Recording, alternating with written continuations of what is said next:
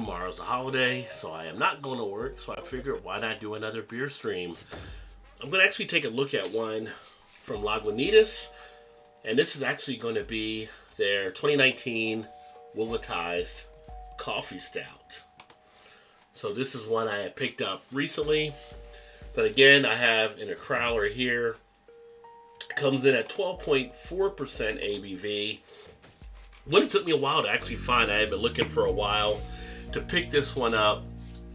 Stumbled across it at the party source where I got this one, and was fortunate in that regard. So this was actually aged here, as you can see, in rye oak barrels, and here is the crowler in itself as well. So I'm gonna go ahead and get this baby cracked open and see what this one tastes like. Actually doing this a little bit later tonight. It's 11:24 Eastern, so not sure who all may be around, but hopefully if you guys don't see this live, you'll see it here on a replay. But for some of the guys out there on the West Coast, this is something where it's like, what, 8 o'clock out there, so maybe you guys will check in. This is actually the last crowler I had from the ones that I picked up as well. Always like Lagunitas. I always tell people, pound for pound, the best value you can actually get out there on beers that I have found really is the Lagunitas beers. For what they charge and what you get, it's hard to beat them out on the value. But you take a look at that, nice dark color on it, get a light behind it, not getting anything through, pretty much jet black. Nice head in play, 2-finger head, sits pretty much tan, got some nice foaminess there. Should hopefully lace the glass nicely. You get a nice chocolatey feel coming off the aroma. A little bit of like a baker's type chocolate. Nice sweetness from the malts. Now this is actually at a 60 IBU, so taste wise might get a little bit of a bitterness there, but you kind of expect that with some of these, kind of a coffee type bitterness. Get a little bit of that rye type feel. Get a little bit of a aroma there of a kind of like a vanilla or barrel as well, taste wise.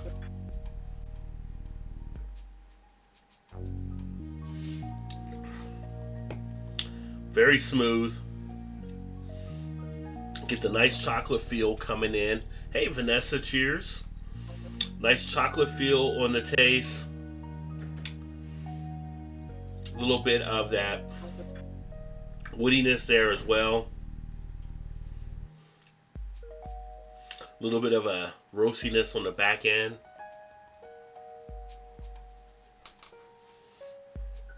Very smooth. Goes down rather easily. You do pick up a little bit of the bourbon, but the good thing is it's not overly boozy. It's not overpowering the beer at all.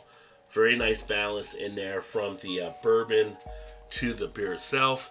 There you have some of the lacing taking place on the glass as well. Hey, what's happening, Max? Cheers, my friend. Decided to throw up one more video since I'm off tomorrow. Got a little bit extra time.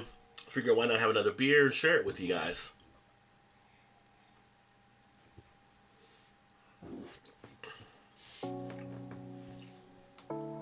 Get a little bit of a smoky type feel in there as well. But overall, a very nice beer from Lagunitas. Last year I had the 2018 version, was very solid. This year 2019, they've also done a pretty good job with it.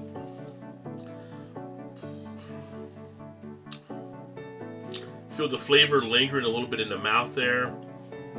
Great beer if you had a cigar to pair with.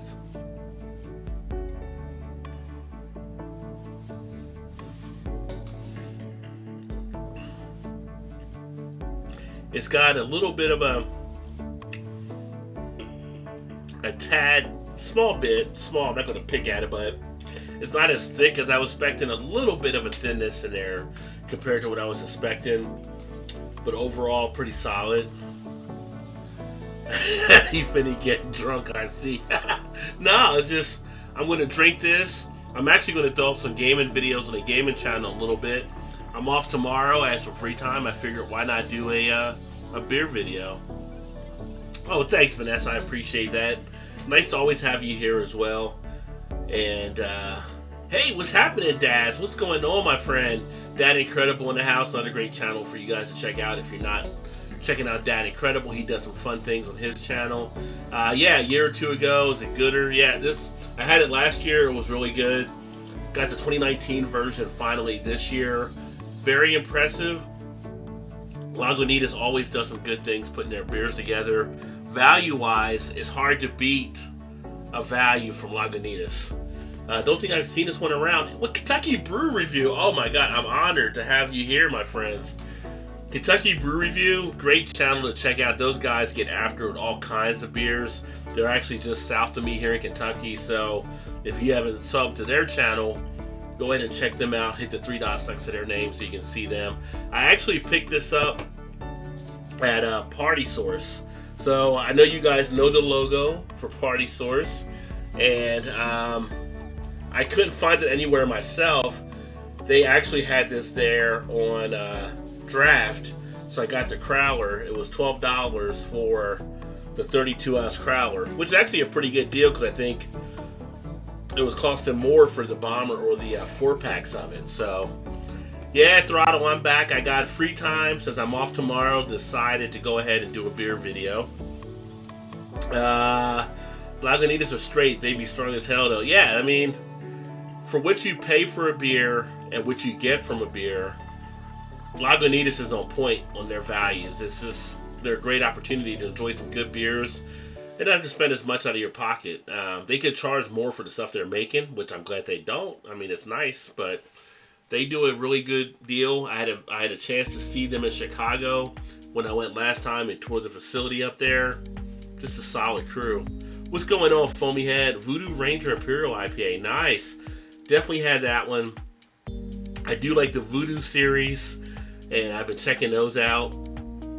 And the last one I did was the one they just came out recently with.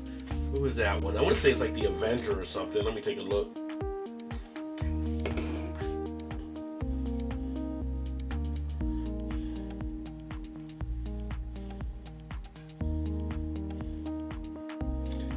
Yeah, it was the Hop Avenger IPA. Was their last one. It's kind of part of their voodoo type stuff too. So that was a decent one. New Belgium had. Hey, Keaton, what is going on? Cheers. It's been a while. Happy New Year to you. Bud Light Seltzers. Have not done the Bud Light Seltzers. Chances are probably will not do the Bud Light Seltzers. So I was like, damn, I should join and open a beer. Crack one open if you got one there, brother. Keaton, what happened? I was Kansas State watching that game yesterday. I can't believe we dropped that game against them. We just looked flat. We made bad plays the whole game. It was kind of sad to see us fall short on that one. I thought we'd be like probably 6 or 7 this week if we won that game. We're probably going to be still in the teens, but that was a bad loss for us for sure. You get the nice coffee feel with this beer.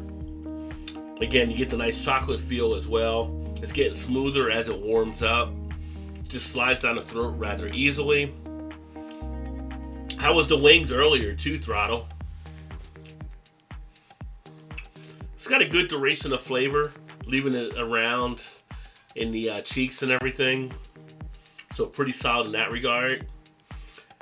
Well, actually, Throttle, I'm on OBS, so I don't have it's not like a stream, like StreamYard, where I can have people come in or anything.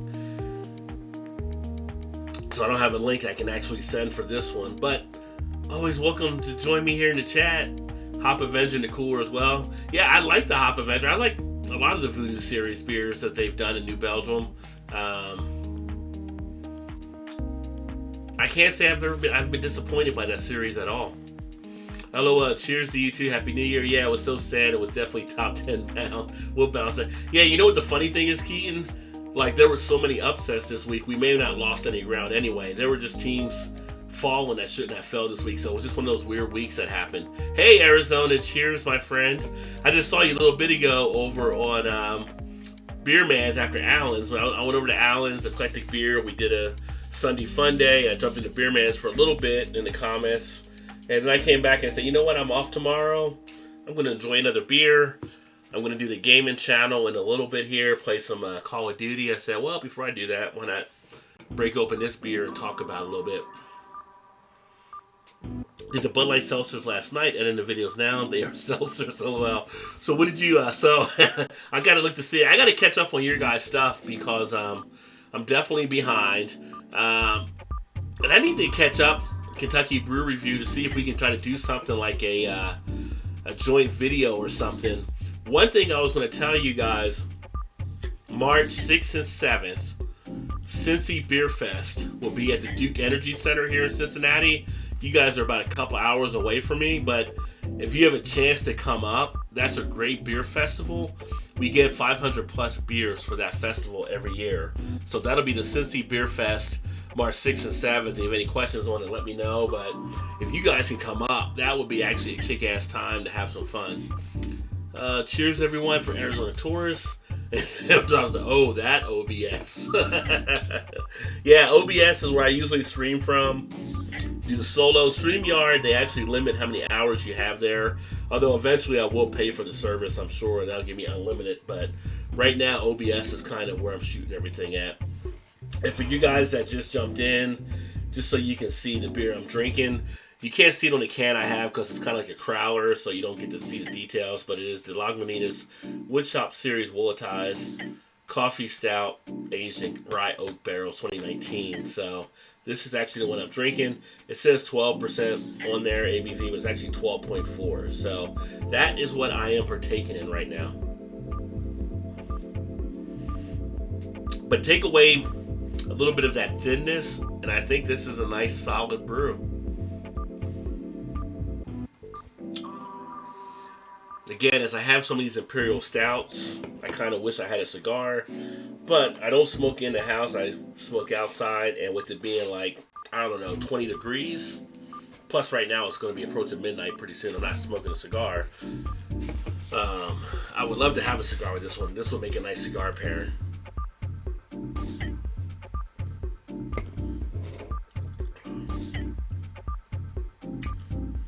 Got a nice sweetness in there too. Cool coffee beer, sounds great. Yeah, they actually, Lagunitas does a great job. Arizona, I don't know how many of their beers you've actually had. They're pretty much everywhere, I believe. So if you get a chance to try it or any of their beers, I definitely recommend them. We'll be heading that way at some point soon to do our beer hunting series. Oh, awesome. Well, let me know when you guys come up. But again, March 6th, they have a night session, and then March 7th, this is a session we'll be going to. I got friends coming in, Eric and Lions fan, well, now Big Daddy Chronicles will be coming down, Todd will be there. We're trying to get Joe to come down, and that'll be 12:30 to 4:30 that afternoon, or they have a night session as well. But you're going to get beers from just not here, but all across the country at that festival. So if you guys got time, come on up. Yeah, right? It is cold. You remember from being up in Columbus, I'm sure Arizona, it's January. So we've actually been lucky because it's actually been warm, more so than cold. Had a little bit of snow flurries today, but we're definitely feeling winter at this point. So it's supposed to warm up again later in the week, but yeah, 20-something degrees. Had to jack up the heat a little bit more. Usually I keep the heat in the house around 66 or so. Had to put it up on 70. Just to keep it warm enough so the wife's happy and everything too. But it's January. What are you gonna do? You're in Ohio, Kentucky, that area. We're used to it. At least we're not in the Dakotas and Wisconsin, where they were going to minus 45 tonight. They said that would suck.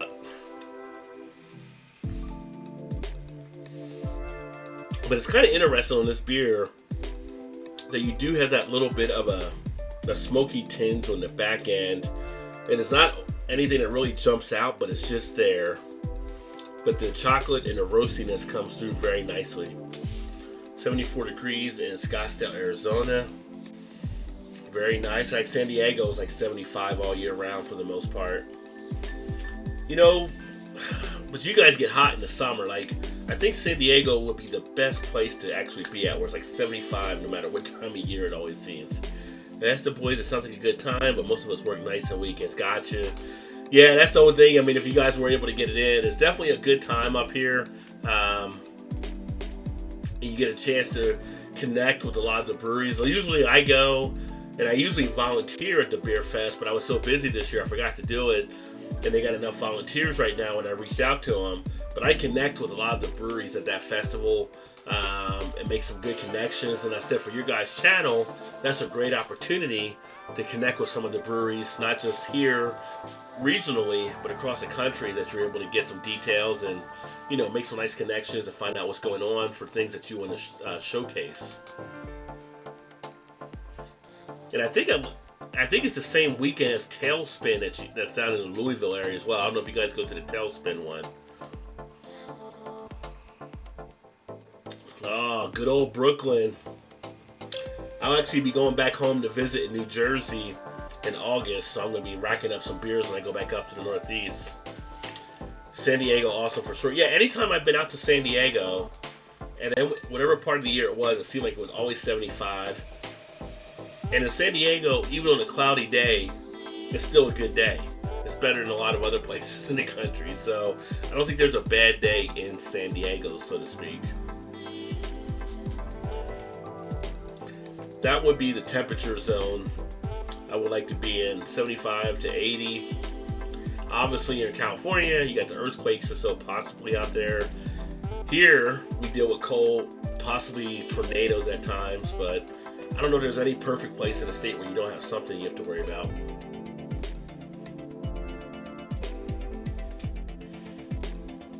Speaking of which, I saw earlier this week, like out in Colorado and Utah, they've had trouble with avalanches, which you don't really hear about avalanches that much, but they had that happening.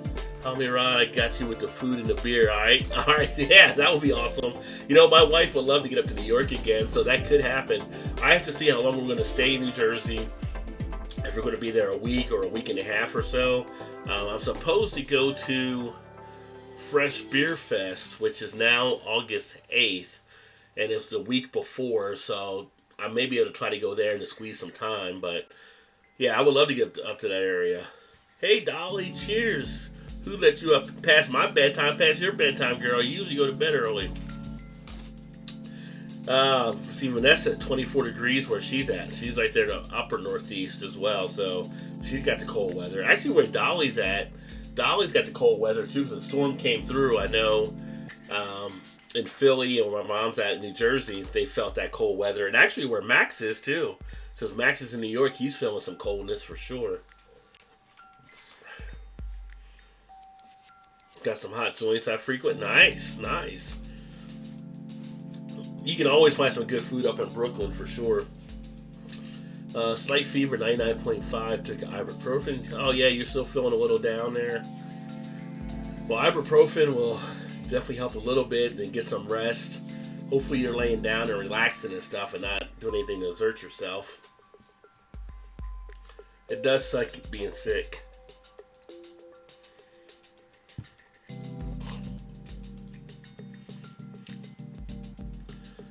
Yeah, 69 last week, right? And then you're 24 today. We were like 49 or 50 yesterday here, and then we dropped. Hella cold, right? Well, that's like when I was, as some of you know, I grew up in New Jersey. When I was leaving high school, one of the colleges that offered me a partial scholarship was Ithaca College. I used to do stuff for track and throw shot put. They offered me a partial scholarship to come to Ithaca, and I'm like, upstate New York? No way. Not with that cold weather they get. So I'm like, no, I'm not coming up there to upstate New York. Plus they get like so much snow, it's crazy. Kentucky Brew Review is just south of me, and they're saying 16 degrees right now. You know what? Actually, it's funny you said that there. I pulled up my phone. Look at that. 16 degrees here as well. So you're in the same cold zone with me, my friends.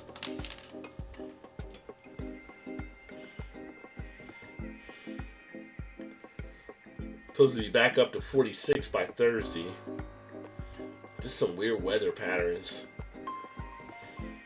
We had a little bit of snow flurrying earlier, but we've not got hit by snow too much this year, which I'm happy about that. 1 degree 2 days ago. That is cold. We get crazy dust storms in the summer. Yeah, see, right? There's always something going somewhere. So Arizona gets crazy dust storms. Plus, you guys get some of the heat too. Although you say it's a dry heat, it's still hot. Summer 70 to 1 degree is fun. Brr.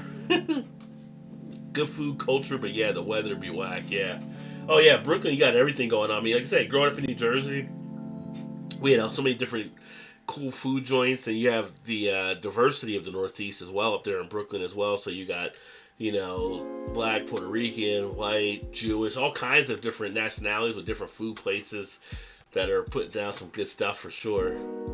Oh shoot, Beer House in the house from the OC, fitting to do a beer review in a minute. What's going on, brother?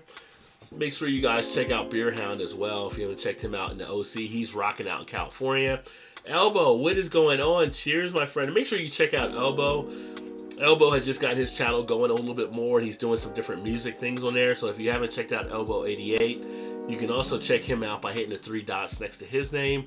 I'm going to actually check out your video here in a little bit before I start gaming, Elbow. I saw you put a new music one up today. Cheers, just uploaded a new video, Sunday Sounds. Yeah, that's the one. I was going to just check it out here in a bit. I saw you posted it when I was on an Eclectic Beard and Sunday Fun Day earlier.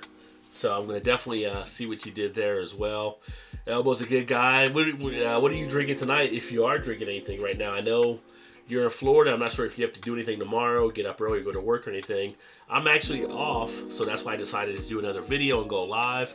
I got some time here, so I'm like, drink another beer, do another video. Moved out to Tucson, 92 in April, when they had the most rain that ever that year. The rivers came above ground for the first time in over 100. Wow. Talk about timing. That was not good timing there.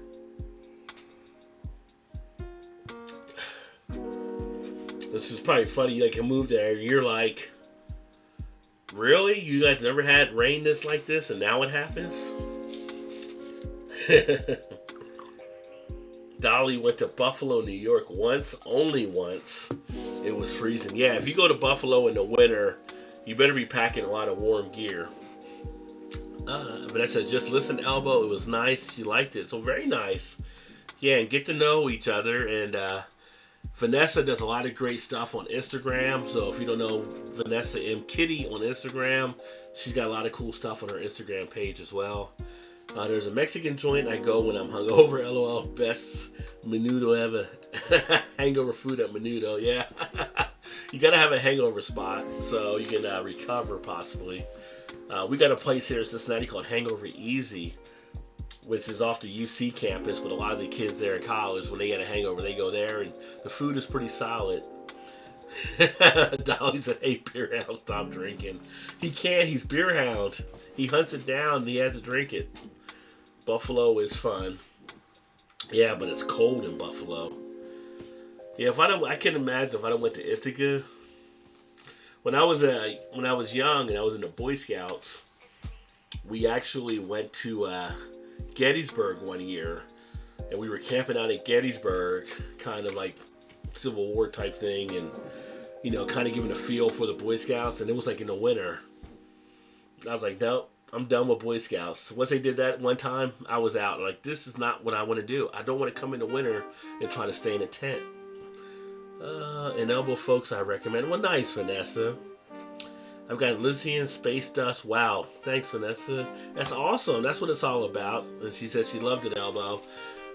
You got Elysian now. Elbow, earlier tonight, I did the Elysian barley wine, the barrel-aged Cyclops. So if you get a chance, you can check that video out. Like the first 10 minutes is when I do the beer review. Very tasty beer from them. Just whipped up some Al Pastor. What kind of food they serve, Rod? The joint you talking about? Let me see here. At the Hangover place, they got. I'm trying to think when I've been there last. One, they have like a mean. You got a waffles and chicken. They've got like your burgers. They've got like breakfast meal where you'd have like eggs and sausage, bacon, all kind of stuff. It's kind of almost like diner food in a way. So in the Northeast, which I'm sure you're familiar with, Max, growing up in Jersey, we had a lot of diners, which also go up into New York. Kind of like a diner type place. Nice sized portions. They also have the beer there and everything else, so you know you can drink yourself out of the hangover while you're enjoying some good food. It's pretty solid. So Elbow, you might have to play me a happy beat. I'm sick. El Pastor, delish. El Pastor, my bad. Yeah. Yeah, if you Dolly, check out Elbow's channel. He has some nice music he does with his piano and synthesizer and stuff there.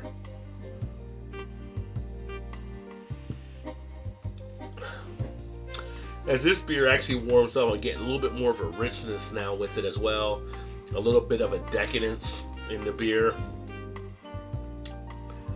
It's got more of the body opening up as it sits here and it gets warmer. And that's why I tell people, like, when you drink like an Imperial Stout, you want to drink it at the right temperature. You want to get it like, 55 degrees or so.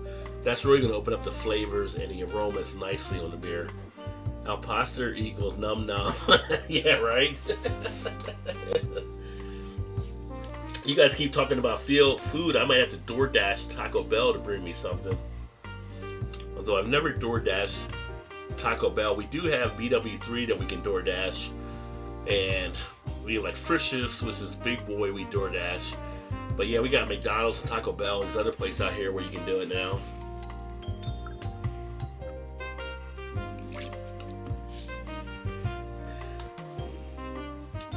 Nuno is a tribe of the cow, but it tastes delicious. And cures hangovers. It sounds bad, but tastes amazing. It is a soup. Well, some of the hangover recipes that I've seen in the past aren't always the most appeasing to the eye, but they tend to work a lot of the time. Nito was good evening. Hey, what's happening, Nave? Cheers. So Nave knows about that as well. Max 40, that's disgustingly Jesus, Dolly says. Yes, I know some upbeat songs, Elbow says. Taco Bell, he goes, no, I think Beer House getting hungry. Oh, it's funny.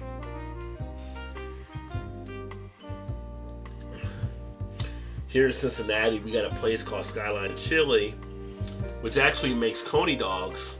Which Max will know this, like the conies are usually like a half-size hot dog or whatever with chili and cheese and onion on it. But they just started serving desserts from the Cheesecake Factory, which if you know the Cheesecake Factory, you know how good their desserts are, but it's like, they got a, what's the red cake that they acted, not Devil's Food Cake, it's the red velvet cake. Red velvet cheesecake that is freaking awesome that they have. I can roast a duck in a bit. Is this the Willettized? Yes, this is the Willettized. I'll pull up the thing here because I got it in the Crowler right now, so it's not on there. I got it off a draft, and there's actually the page there for the Willettized. So that's what I'm actually drinking right now, Hound. Dolly, you need to try first, don't judge. There you go, right? Dolly, you need to try it first. She says, not for me, Menudo, yuck. Dolly, you got to give it a try. Isn't that cute? Piggy emoji looks like my fur baby. Max, no thank you, no guts inside me, yuck.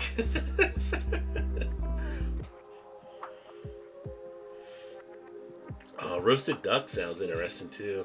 I haven't had duck in a while. I had duck the last time. The 2020, probably about like 13 years ago or so. It was actually pretty good. Duck's a little more gamey, but I did like it. But if you like it, Dolly says, I could really go for a Philly cheesesteak right now too. I mean, a real Philly cheesesteak from like off of Neil's on South Street in Philly. Or a Wawa Shorty Italian sub, or I actually had pizza early tonight, but I've really got a taste for Sicilian pizza. I think, as I know, I'm about to head home to New Jersey, even though it's like not till August, I'm starting to already build up the idea of having Sicilian pizza and having Wawa and having some other stuff. It's already in my head. Menudo, according to folklore, is very good for you, but to each their own, right? Never had duck sounds. Girls with Dolly. If you never had duck, You can't. You mean you say it sounds gross, but it's actually pretty damn good. Nave, right? Duck orange, Philly cheesesteak, blah blah blah. From Trenton, right? No, actually, I'm from Burlington, which is about 20 miles south of Trenton. Know me, Gusty. So duck is good. I've had duck and I enjoyed it. The seafood distributor opens at 4 hours. I could get some 4 count shrimp. Seafood I had up there before from Boston is the legal seafood. I don't know if you ever get that sent to where you're at, Vanessa, because you're pretty close, obviously, to Connecticut. But I'm sorry, Massachusetts. But the legal seafood, they actually ship, and they've got some great seafood from there. Duck and geese are tasty. Never had geese. Okay, Rod, close. Yeah, definitely close. Put it this way, we'd be in high school, we would go to parties, and sometimes like Trenton people would show up. So we were pretty close. Burlington, like Willingboro, stuff like that, and everything, all kind of in that same vicinity. A nice baked dressing with duck, yum. Scared of geese, those eyes.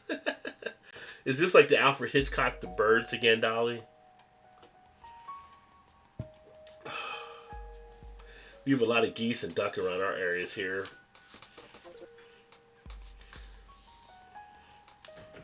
Enough that at times they get in the road and people have to stop and let them cross. I don't know, I'm still watching Swamp People and a Swamp People marathon right now, and it makes me think that when I had Gator, which Gator is actually pretty good too.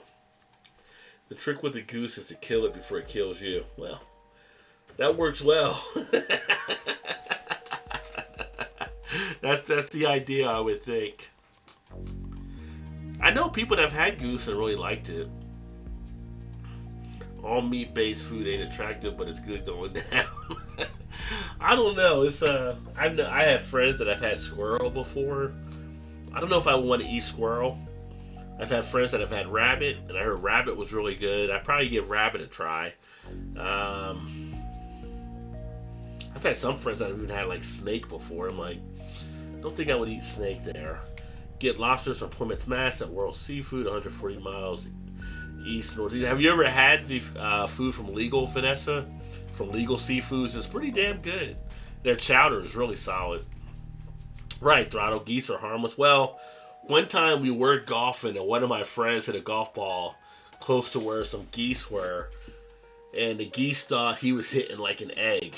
And when the geese did try to attack my friend on the golf course, which was pretty funny to us, because we were watching him get attacked by a goose, but he didn't think it was as funny.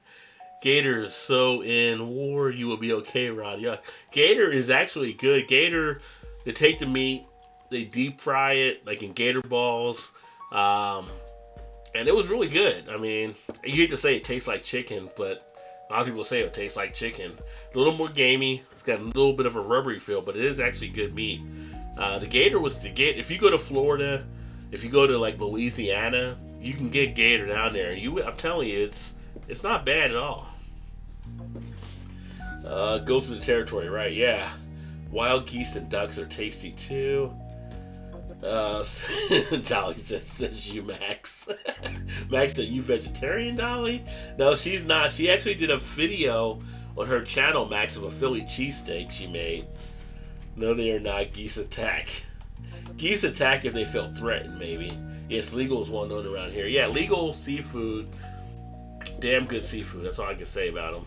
Years ago, I was in Mass when people still had seafood cookouts on the beach. Good eating. Yeah, those were nice. When people go out on the beach and they do the seafood cookouts, they were called something. I can't remember what they're called offhand, but it's a great night when you're out there cooking the seafood. Everybody's having a great time, and you're just enjoying it all.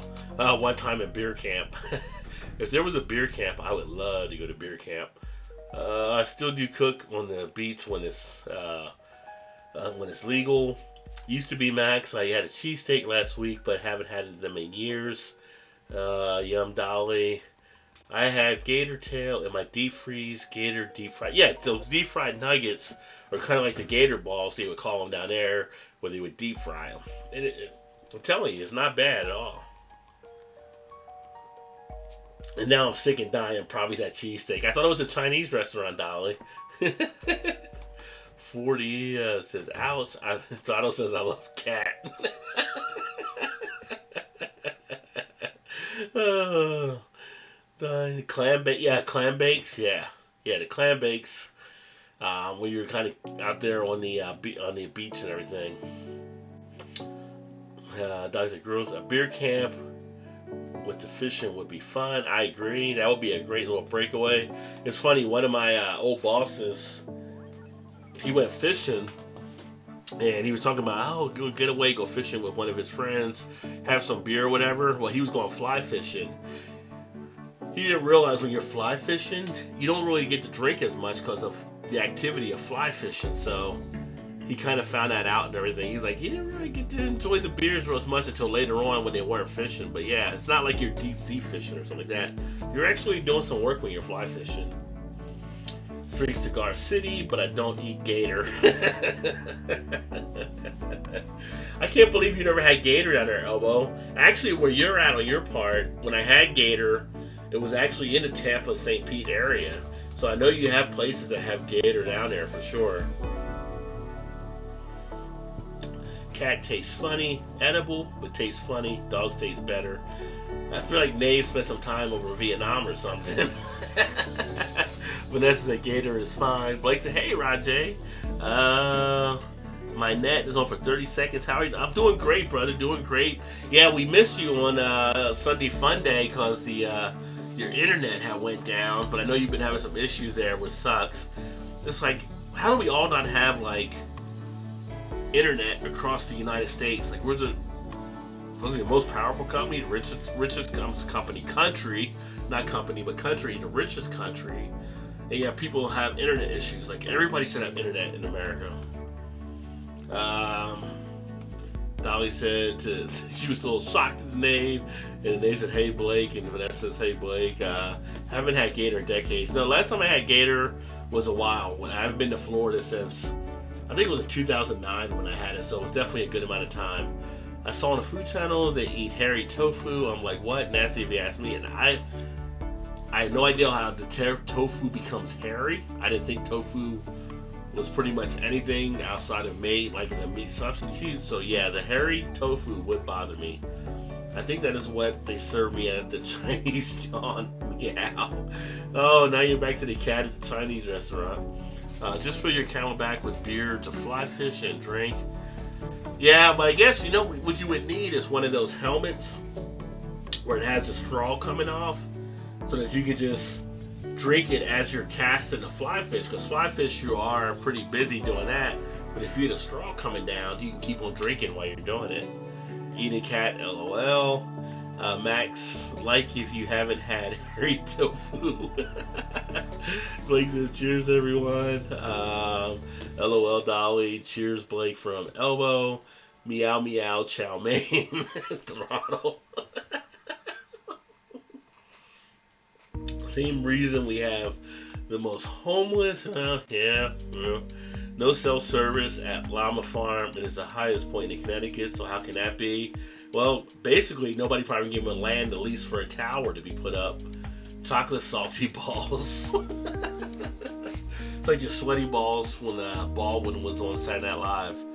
Or get the helmet with beer can holders. Right, that's what I'm thinking, with the beer can holders, and you have the straw coming down, and then you can drink, just suck it on the straw as you're fly fishing. Seems like a perfect opportunity. Rod, they put tofu under humidity and it produces a white hair. No joke. Don't need to know that. Don't need to know that. Yeah. I've never been much of a tofu fan anyway. I leave that up to the vegans or whoever. They can eat the tofu. I prefer meat myself. I'm a meat eater. Whoa, here she comes. He's a meat eater. I should make beer. The shoulder holster to fly fish with. That can be a great idea, Vanessa. That can actually work really well. That's really a good idea. Because I'm thinking, you know, when you're fly fishing, you know, you're constantly casting. So if you can have it on the shoulder holder to hold your beer and you have a contraption where you can actually take it from the beer, that's a really good idea. A mini keg backpack pump system, a fly fish or jog, etc. You're onto something. I like your thinking. I like your thinking.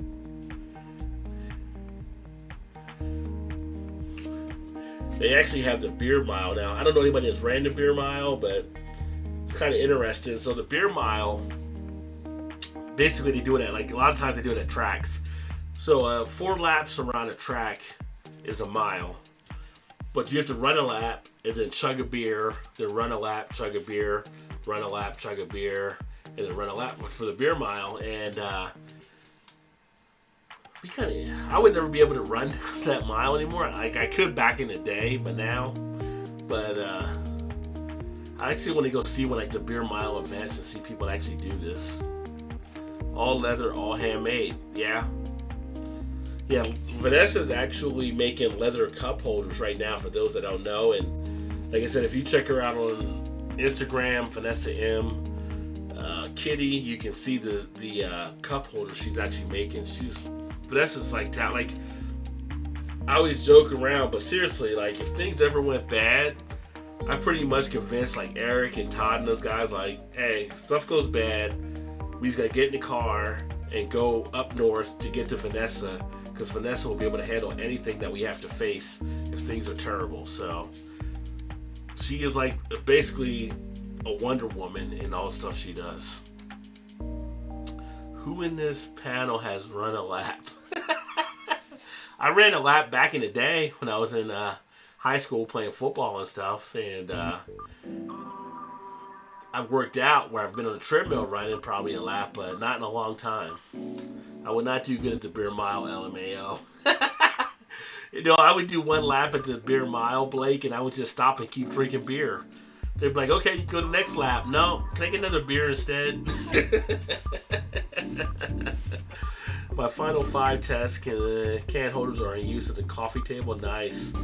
Vanessa is a Wonder Woman. She is a Wonder Woman. She is a Wonder Woman on all the stuff that she actually does or has done in her life.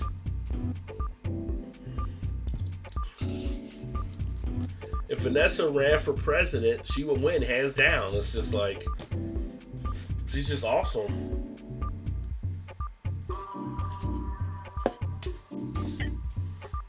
But yeah, check out her Instagram.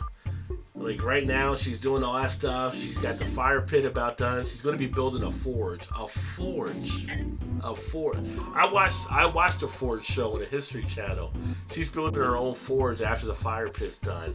She's done great education type stuff. She's a former officer. She's been in the military. It's like, she has everything down, and she knows how to cook great food and stuff too, and drinks great beer. A Wonder Woman. Out of beer. How are you out of beer? You should never be out of beer, Throttle. Used to run. She said partially bionic, right elbow and forearm, mostly titanium. It don't matter. You're still like a Wonder Woman. What is your bionic woman? Bionic woman, Wonder Woman. Either way, you get shit done, and that's what I always appreciate. Everyone needs a forge. Making curry blaze. Yeah, right? Everybody needs it. I don't know how I got hooked into the forge show, but I did. I enjoy watching on Wednesday nights. I don't know. I watched the Ford show. I watched Swamp People. I watched, like, the Fisherman show. My wife was like, you like to want a job where you're using your hands or you're in the wilderness more. I'm like, I don't really want to be in the wilderness more, but I appreciate what they're doing on these shows. Ford sounds awesome. Of course, yeah, definitely awesome. John says, Rod, I'm late. Yeah, actually, I'm off tomorrow, John, with the MLK holiday, so figure why not do a live stream. I know, Throttle, you said you used to run, you're out of beer, you're gonna get more beer? You used to, like, beer run? That was your run into beer run? 4 Dragon Milk Stouts left and 4 Guinness Extra Foreign Stouts left. You're getting a little low there, Vanessa. Yeah, Forged in Fire. I enjoy watching that show. I also watch American Pickers. I enjoy watching American Pickers. which makes me realize I kind of want to go back and start going to estate sales. I used to go to estate sales and find some interesting things and then resell them. That was like a little fun activity I used to do back in the day. I actually found one time a book that I got at a yard sale for like $1. It was an old book. Sold it to a guy in Australia for $200. I found like an old Yogi Berra autographed photo in one of the houses I was at before. I found like old like jewelry that was worth stuff. I found like old silver stuff that were worth things, and it's like it's kind of cool doing that kind of stuff. I wouldn't go as all crazy out like the American Pickers, but it is fun when you find that stuff. But for me, it was more like a business aspect. Let me see here. Max says I float. Dolly says you wish, Max. You didn't get anything past Dolly. Do I have a 3D design for my logo? I can imprint some can holders for you to try. No, I mean I don't. I would love that. I'd appreciate that, Vanessa. No, I don't have a 3D design on the logo right now. Max said true story.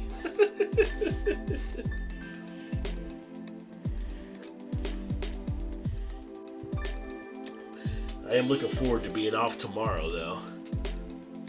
Find love in a hopeless place, right? Well, was it hopeless in college? That's where I found love out with my wife there in college. Just more Rod J deals, yes. Rod J deals do pop up. I mean, right place at right time, I guess, so.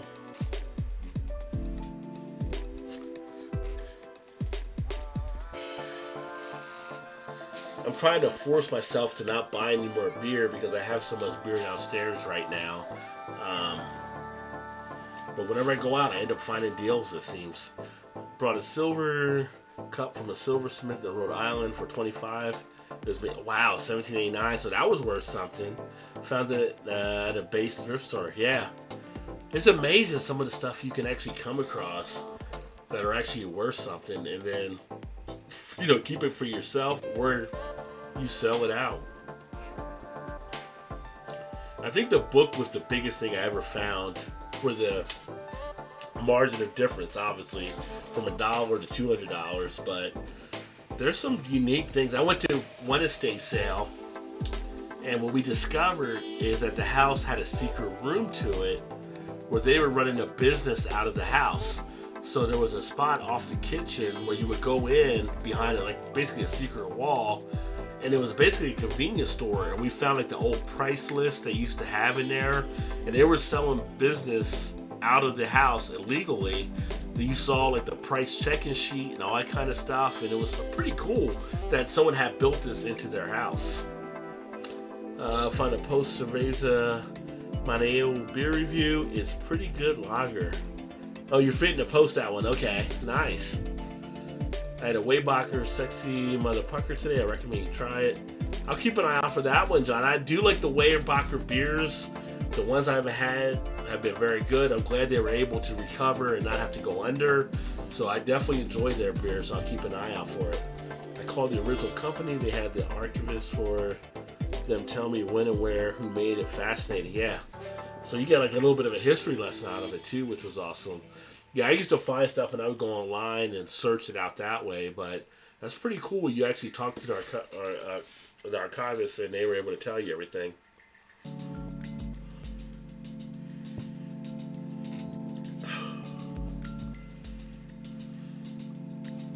I think I am going to start going to estate sales again at some point here. I kind of miss not doing it. I know my wife liked going with me. It's kind of like an activity that we would go to, but you will find some really cool stuff out there. Or even then, you will find some history out that was pretty cool about the people that had the stuff too. Moneo is good, agree. Take a look here.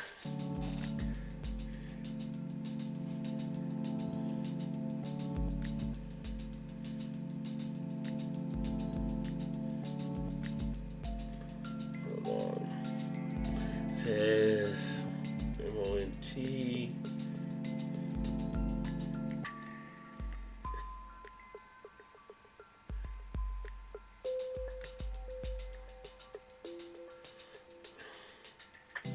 I I'm putting it on tap, looking for Maniaeo,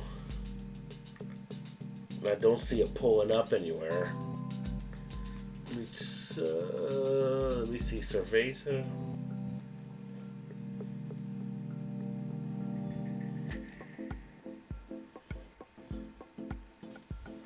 I don't see any beers coming up under Maniaeo.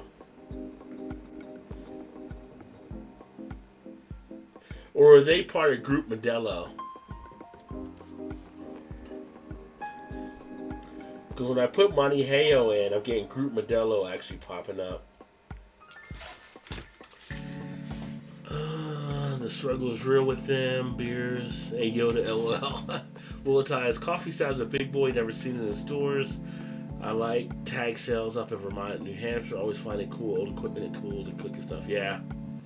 Yeah, the Willettized coffee stout isn't one. I looked at all the stores I had trouble finding it, but I was able to get it on tap. So, John, I know you got here a little bit later, but I ended up getting a Crowler off draft, which was the 32 ounce of the Lagunitas Willettized. It was this one was $12 for the Crowler, which was actually the more expensive Crowler I had to pay that day, but still a good deal. $12 for the Willettized coffee side. I think the Bombers were kind of around that amount. I don't know what the 4-packs were, if they did a 4-packs for those, but I was like, you got that on there for $12? I'll take that.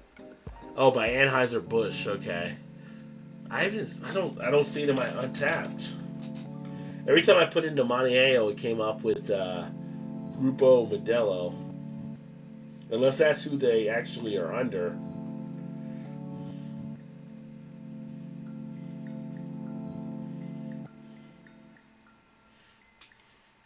Hey.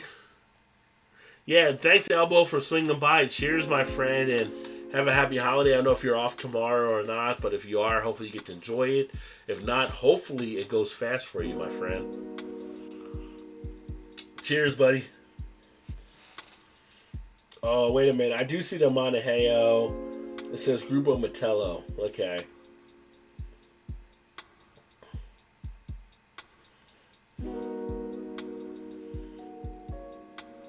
It looks like it'd be like a nice Mexican lager. Yeah, that's what I put, was just Montejo, and it pulls up the Grupo Modelo beers. I put an Montejo. It seems like it's pulling up the Pacific Clara, Modelo Negra. I do see it here, Montejo, 4.5% ABV.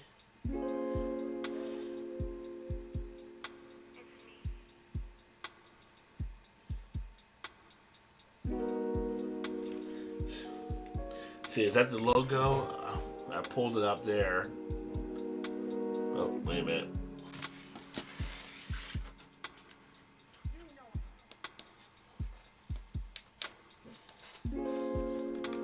Let's see if it comes in. It's not coming in as well with the feedback off the light. But I got a Montejo here. Grupo Modelo is the brewer, it looks like. But that one, average check-in on Untapped is 2.88. Ooh. Not that that matters. Everybody has their own rating scale. But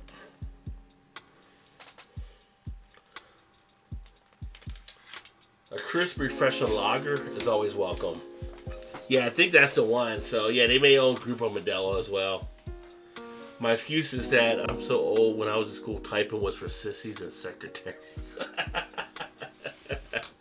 Actually, when I was in school back in the day, in 7th grade, we had typing as one of the classes to take as well. So, and we also had punch cards back then. So if you're old, if you know what punch cards are, you're as old as me or older. So. Yeah, it used to be back in the day, computers would be like the size of a classroom compared to what they are now. That's technology for you.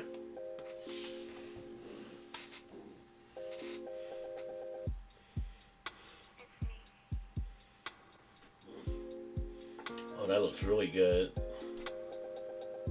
All you can eat pancakes at Denny's for $1 along with your meal. Wow. Could do some damage at Denny's. Yeah, it says on the can brewed by AB. Okay. So I guess AB may own Grupo Modelo. Let me see here. Yep. They are a subsidiary of Anheuser-Busch. So that's what it is.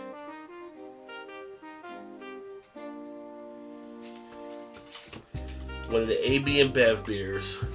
Yeah, computers used to entire buildings. High schools didn't have them where I live. Yeah, I mean, consider how big they were back then compared to now. We can do so much on our phone in our palm of our hand. Refused to say typing in school. I hit the physics lab a lot or library. But you were definitely more of the science for sure. Denny's came up. Yeah.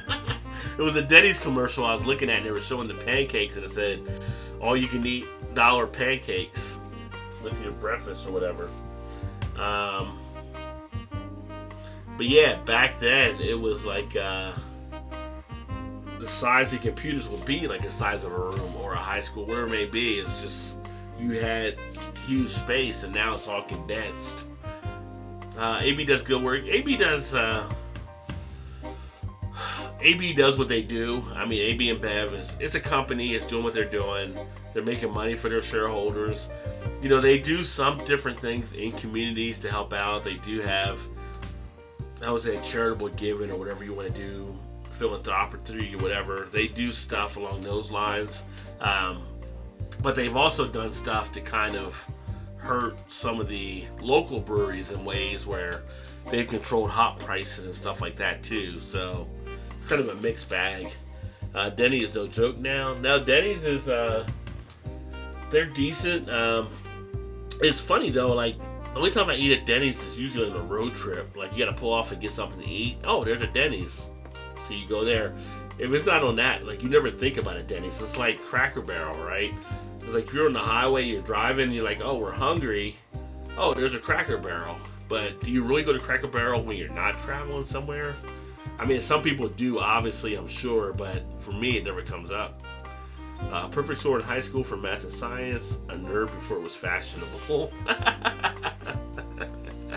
Nothing wrong with that. Jock in high school, yeah.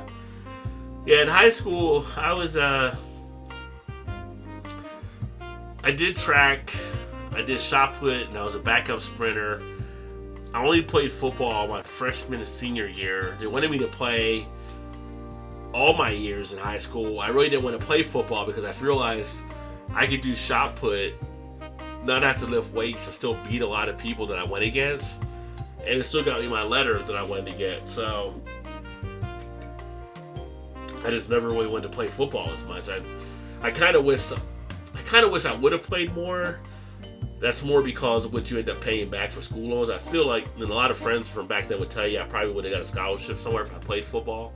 But then it was kind of like, you look at the health stuff that people are dealing with now. I'm kind of glad I didn't play football, you know, the CTE and stuff like that players I find out they actually have. So, but shot put was good. If I would have lifted weights, I probably would have done a lot better. I probably would have got more of a scholarship. My coach was like, if you just lift weights, because I was throwing 37 feet as a freshman and 47 as a sophomore without out lifting weights. Our school record was like 60, and they were like, if you lift weights, you'll break the school record. I just didn't really care about the weights as much. So I still hated weights for a while. Now, when I got older, after I left it, I started lifting weights more and I got into it. But, you know, it is what it is. I think I definitely had the talent. I could have done something if I would have played sports all the way. Waffle House, yeah, been to Waffle House before, but unless you go to Waffle House at 3 a.m., why go to Waffle House? I made it in fall 1976 in Chem Lab. Can't do that stuff any longer in schools. Yeah, made TNT in fall. Yeah, nowadays, yeah, they don't want you doing that. But it's 305 at 165. That is awesome, Beer Hound.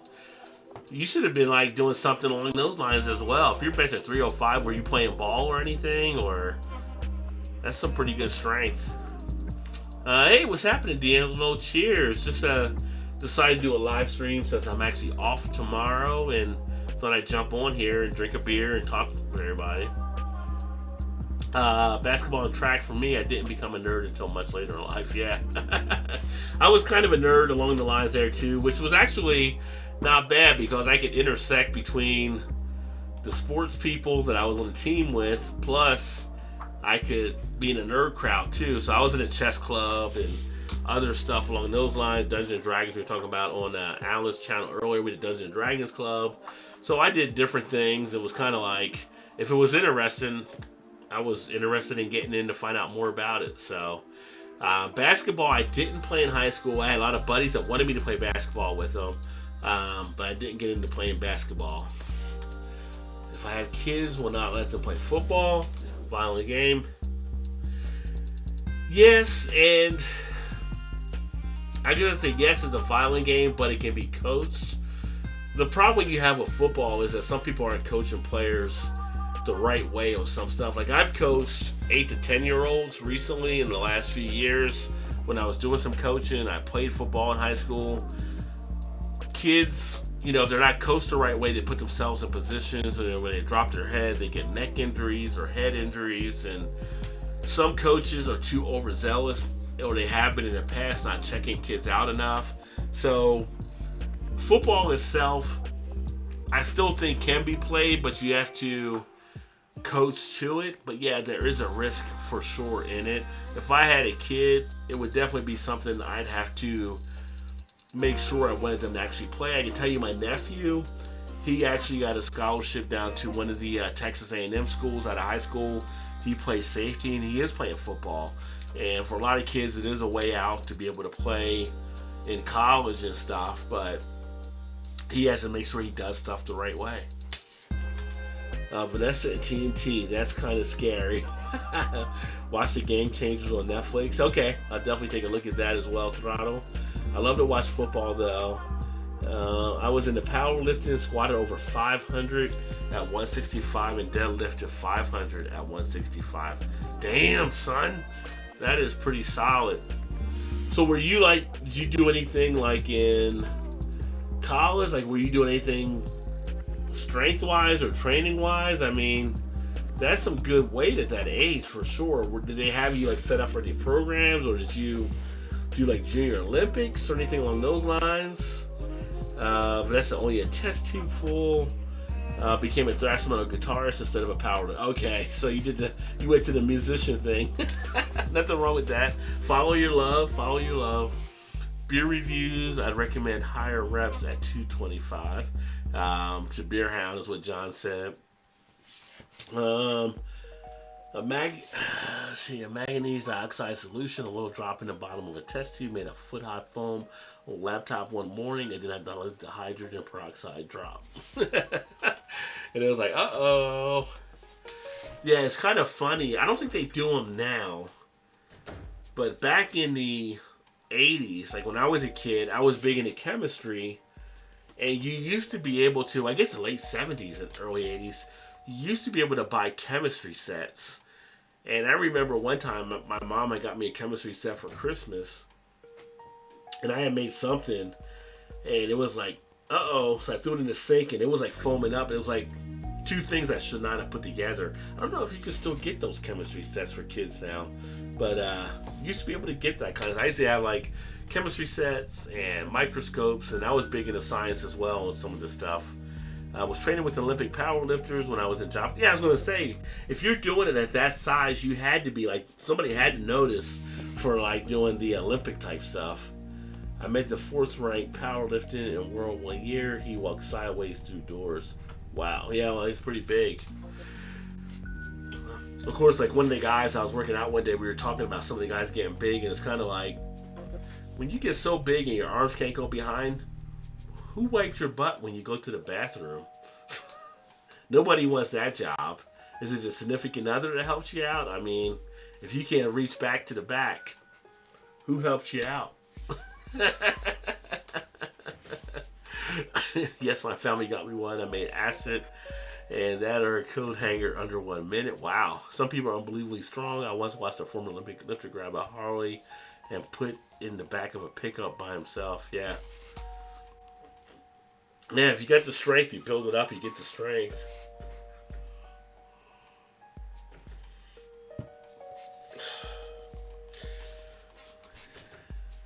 That's almost 50, so I'm gonna do high reps and lightweight. Right, that's the thing you do now. You do high reps and lightweight, so that's what I'm kind of in as well. Just doing that, getting the tone in. Hey, what's happening, Drunken One? Cheers, my friend. Looking good there, Okora. Well, look, how you doing, brother? It's been a while, and hopefully things are going good for you down there. Figured I'm off tomorrow when I do a chat. We got the power lifter to move cars for us, like putting them on sidewalks. He could probably pick up some of those smart cars without any problem that you see nowadays. And Nave says, hey, the Drunken One as well.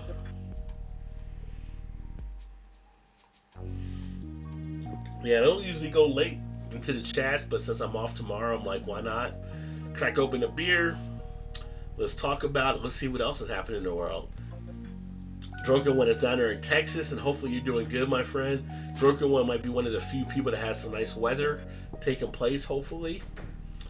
As long as you're doing something, you're in the game, right? Yeah, so that's the thing. We were talking about it earlier. You know, if you're doing at least, you know, if you want to do like the cardio stuff, right? You're doing like 5 days a week, 30 minutes doing something, walking or whatever, it helps. I think doing the weightlifting actually helps more because you're burning calories, not just while you're doing it, but later on your muscles are still burning calories. So that's why I'm all about 3 to 4 days a week working out, lifting weights as well. Right side nervous system damage. Lift heavy stuff with the right side, it drops fast. Yeah, you gotta be careful, yeah. And the Drunken One says, Nave, howdy. And Beer Hound, Beer Reviews got you. And at my age, every day is a day off. Well, I'm not there yet, but I look forward to it, Nave. Believe me, my wife would love to retire early if we can. You're the fit to have a hangover like me. I don't get hangovers, son. I don't. I'll sleep. I'll be good to go tomorrow. In fact, tomorrow I may hit the Indian buffet, which is great for after a night of drinking. You get some of that chicken with a panera or whatever, or some of that rice, and the bread, it soaks it right up. Old people don't forget what day it is. We simply don't care. That's pretty funny, yeah. I did a cardio monitor for a month. Does that count? Well, it definitely even helps, right? Like, she's an OL name, I agree, yeah. It's like once you get older, you're able to do certain things you couldn't do before when you were younger because you're older, right? So you can do certain stuff, you know. My wife says I'm becoming kind of curmudgeonly now because I bitch about people not doing stuff the right way, but I'm like, I want them to do stuff the right way because it affects me. She's like, yeah, but you're kind of picking at them a little bit more as you're getting older. I'm like, well, I mean, if I do, it's because they're not doing the right job, so jealous. It's just, you know, you learn. Remember, I went to school at the #1 party school in the nation, so we learned the rules of drinking back then when we went WVU back in the 80s and 90s, so we know how to monitor and make sure we're doing the right stuff to the right level.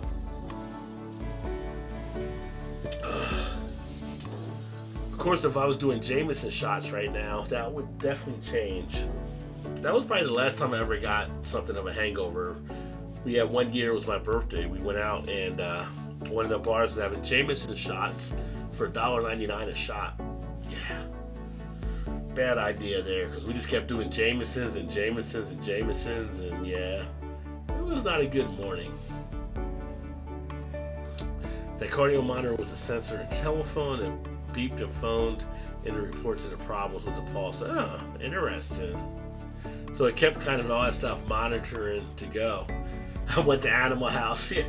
Like, going to WVU back in the late 80s was kind of like Animal House.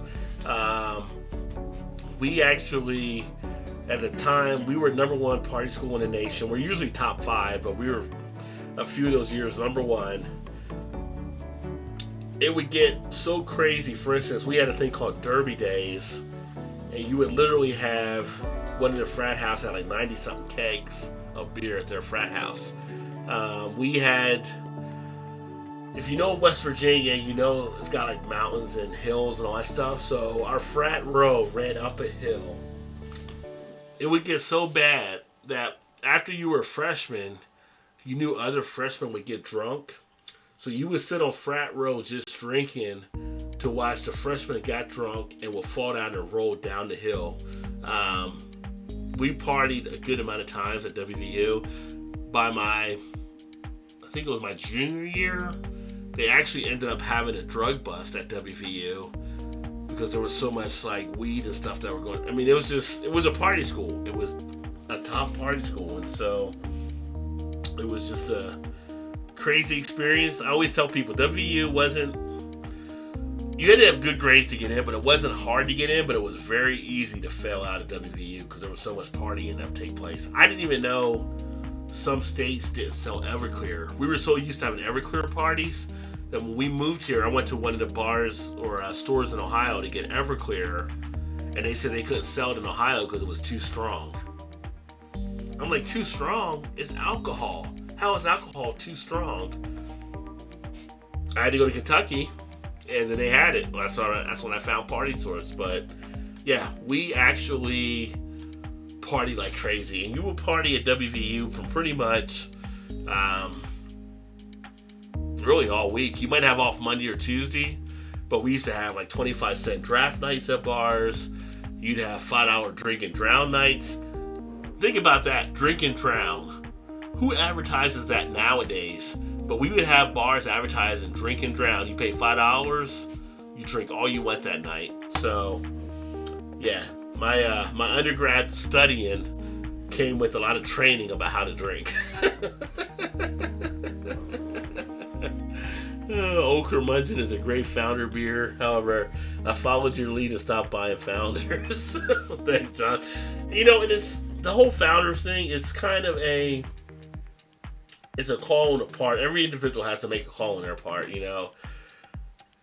I'm interested to find out what happens with Founders. Until then, I'm not drinking Founders because of the racial stuff that happened, and I actually know the person that was involved in that racial stuff.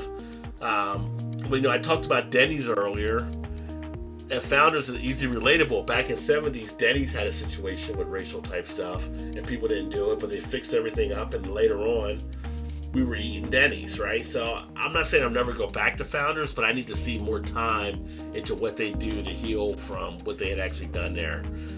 Jameson is tasty. It is. I agree. I love Jameson. I think it's a great Irish whiskey. Always enjoy tasting that. Oh, smash! That sounds wild. Yeah, it was a wild time at WVU when I went there. It was you go to a party and you forget what may have happened, but all of a sudden you end up back in your dorm type situation sometimes. It was a little bit crazy. Active duty during those years. Well, Vanessa, I know you got stories from active duty as well. Everclear 190 proof, $20. Right, exactly, right? So you get the Everclear, you would put it in the fruit, you would put it into what they call it, the jungle juice. You would like line a trash can or whatever, one of those Rubbermaid cans, and you would put juice in there and Everclear, and you would just drink it. Everclear is always fine when you're sitting down. It's when you get up that the whole room starts to move. That's when the Everclear actually hits you. So, but yeah, I actually in college I started my sales career there, and I worked for a newspaper. And I actually had one of the popular bars as a client. And I went over one time to pick up his ad for me when to run in the newspaper. He says, I want you to try this shot or whatever, see what you think about it. He actually gave me a shot of Everclear. I was like, why would you give me a shot in the middle of the day? I got to drive back across the bridge on it. But it was good. It was good. So I had that kind of relationship, you know. So my clients would give me like different shots and stuff. So I guess that's when I started to like a little bit of the alcohol.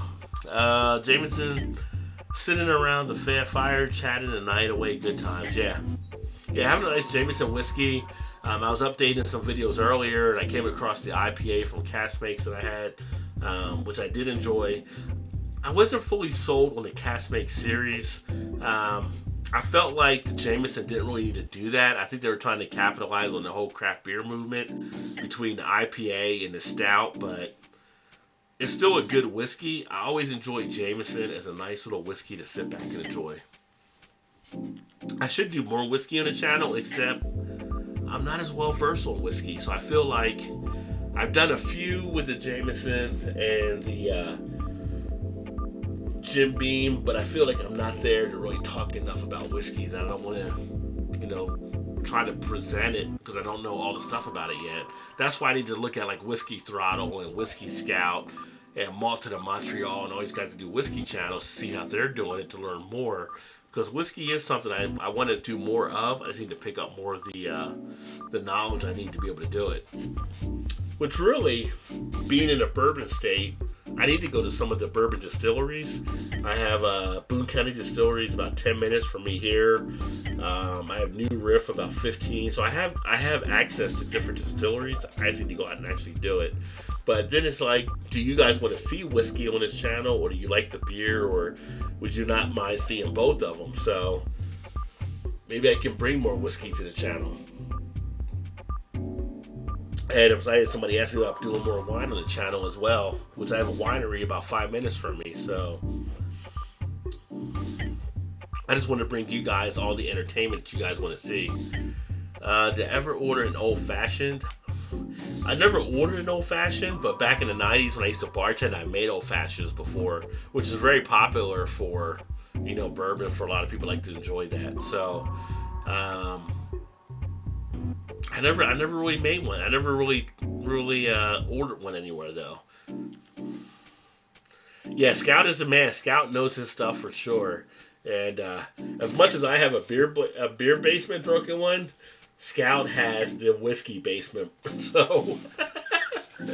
So if things go bad, you're actually easier drunken one to get to Scout than to get to me possibly in Kentucky. But he has all the whiskey down there that you could possibly need if things turn sour in some kind of way. If I get together with Scout, we'd have a nice beer and whiskey basement for sure.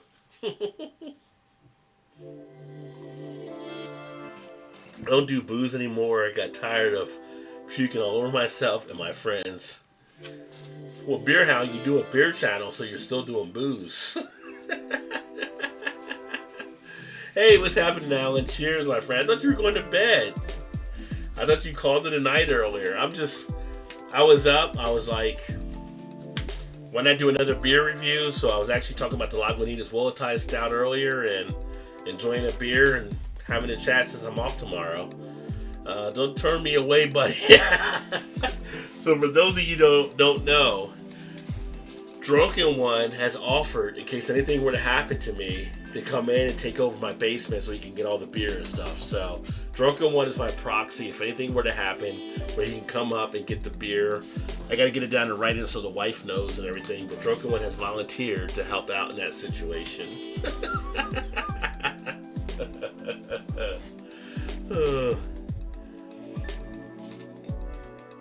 And I was down there earlier today stacking the cooler, and I'm like, there's really too much beer down here. You know what I need to do? I need to think about doing a contest or something to send some of this beer out, because I really don't want all the beer I have here. But I don't know what kind of contest or something to do where I can ship beer to someone. I was, but I'm gonna re-energize and have to record some video. Well, there you go. So you're up and going right now. It's funny though, and Alan's probably like I am, the eclectic beer who I'm talking about. It's kind of like you go to put your head down on something, and you start thinking, oh, here's a YouTube idea. Here's something I can do. And it's like you want to get up and go do another idea, or you want to go do something else. It's like, it's weird, but whenever you lay down or you get in the shower, you do something where you're not thinking about it, you have other ideas pop up. So that's why I keep to the side of me a whiteboard where I write ideas all the time on different things. I need to keep a journal by the bed as well, otherwise I don't have to come walking into the office to write stuff down. Beer I can hang, but hard booze I'm a puke machine. Oh, I got you. So you're good on the beer, but it's more of the spirits. I saw your stream and jumped into the chat. Insomniacs need continuous live streams. Thank you. Oh, thanks, Vanessa. Yeah, I'm hoping your insomnia gets better, my friend, as well. Drogo said, oh yeah, LL. Alan says you can donate to me, Rajay. So, You better watch out, Alan. Drunken one's gonna think you're cutting into his stash there. I stopped drinking beer years ago. I was the guy who kept making suggestions to others. Hey, let's do, yeah. I'll give you my address and gladly take care of those beers for you. Well, that's everybody's appreciative. Everybody's willing to help out. I appreciate that. Yep, got an idea in the shower earlier. Right, that's just how it happens. You're like, oh, Google. It's called Google Keep. And you can actually plug ideas in there and it keeps notes and stuff for you as well. So if you're ever looking for a program, Google Keep is a nice one to use. They said, I understand, Vanessa. So I'm trying to reader my logo to get a JPEG file to stick onto it. Hashtag puke machine. Dave, you got everyone to say, hold my beer. I'm not greedy, I'll share. There you go. Insomnia has been getting far worse these last few years. I thought no sleep for 3 days was bad and decided to prove me wrong. Wow. That really sucks, Vanessa. Climb the mountain, let's go snorkel with sharks tomorrow, that sort of thing. It sounds like Nave was like Will Ferrell in Old School. He was the Frank the Tank of the group. So he was the Frank of the Tank guy. Hey guys, let's go streaking. And it'd just be him running out there by himself.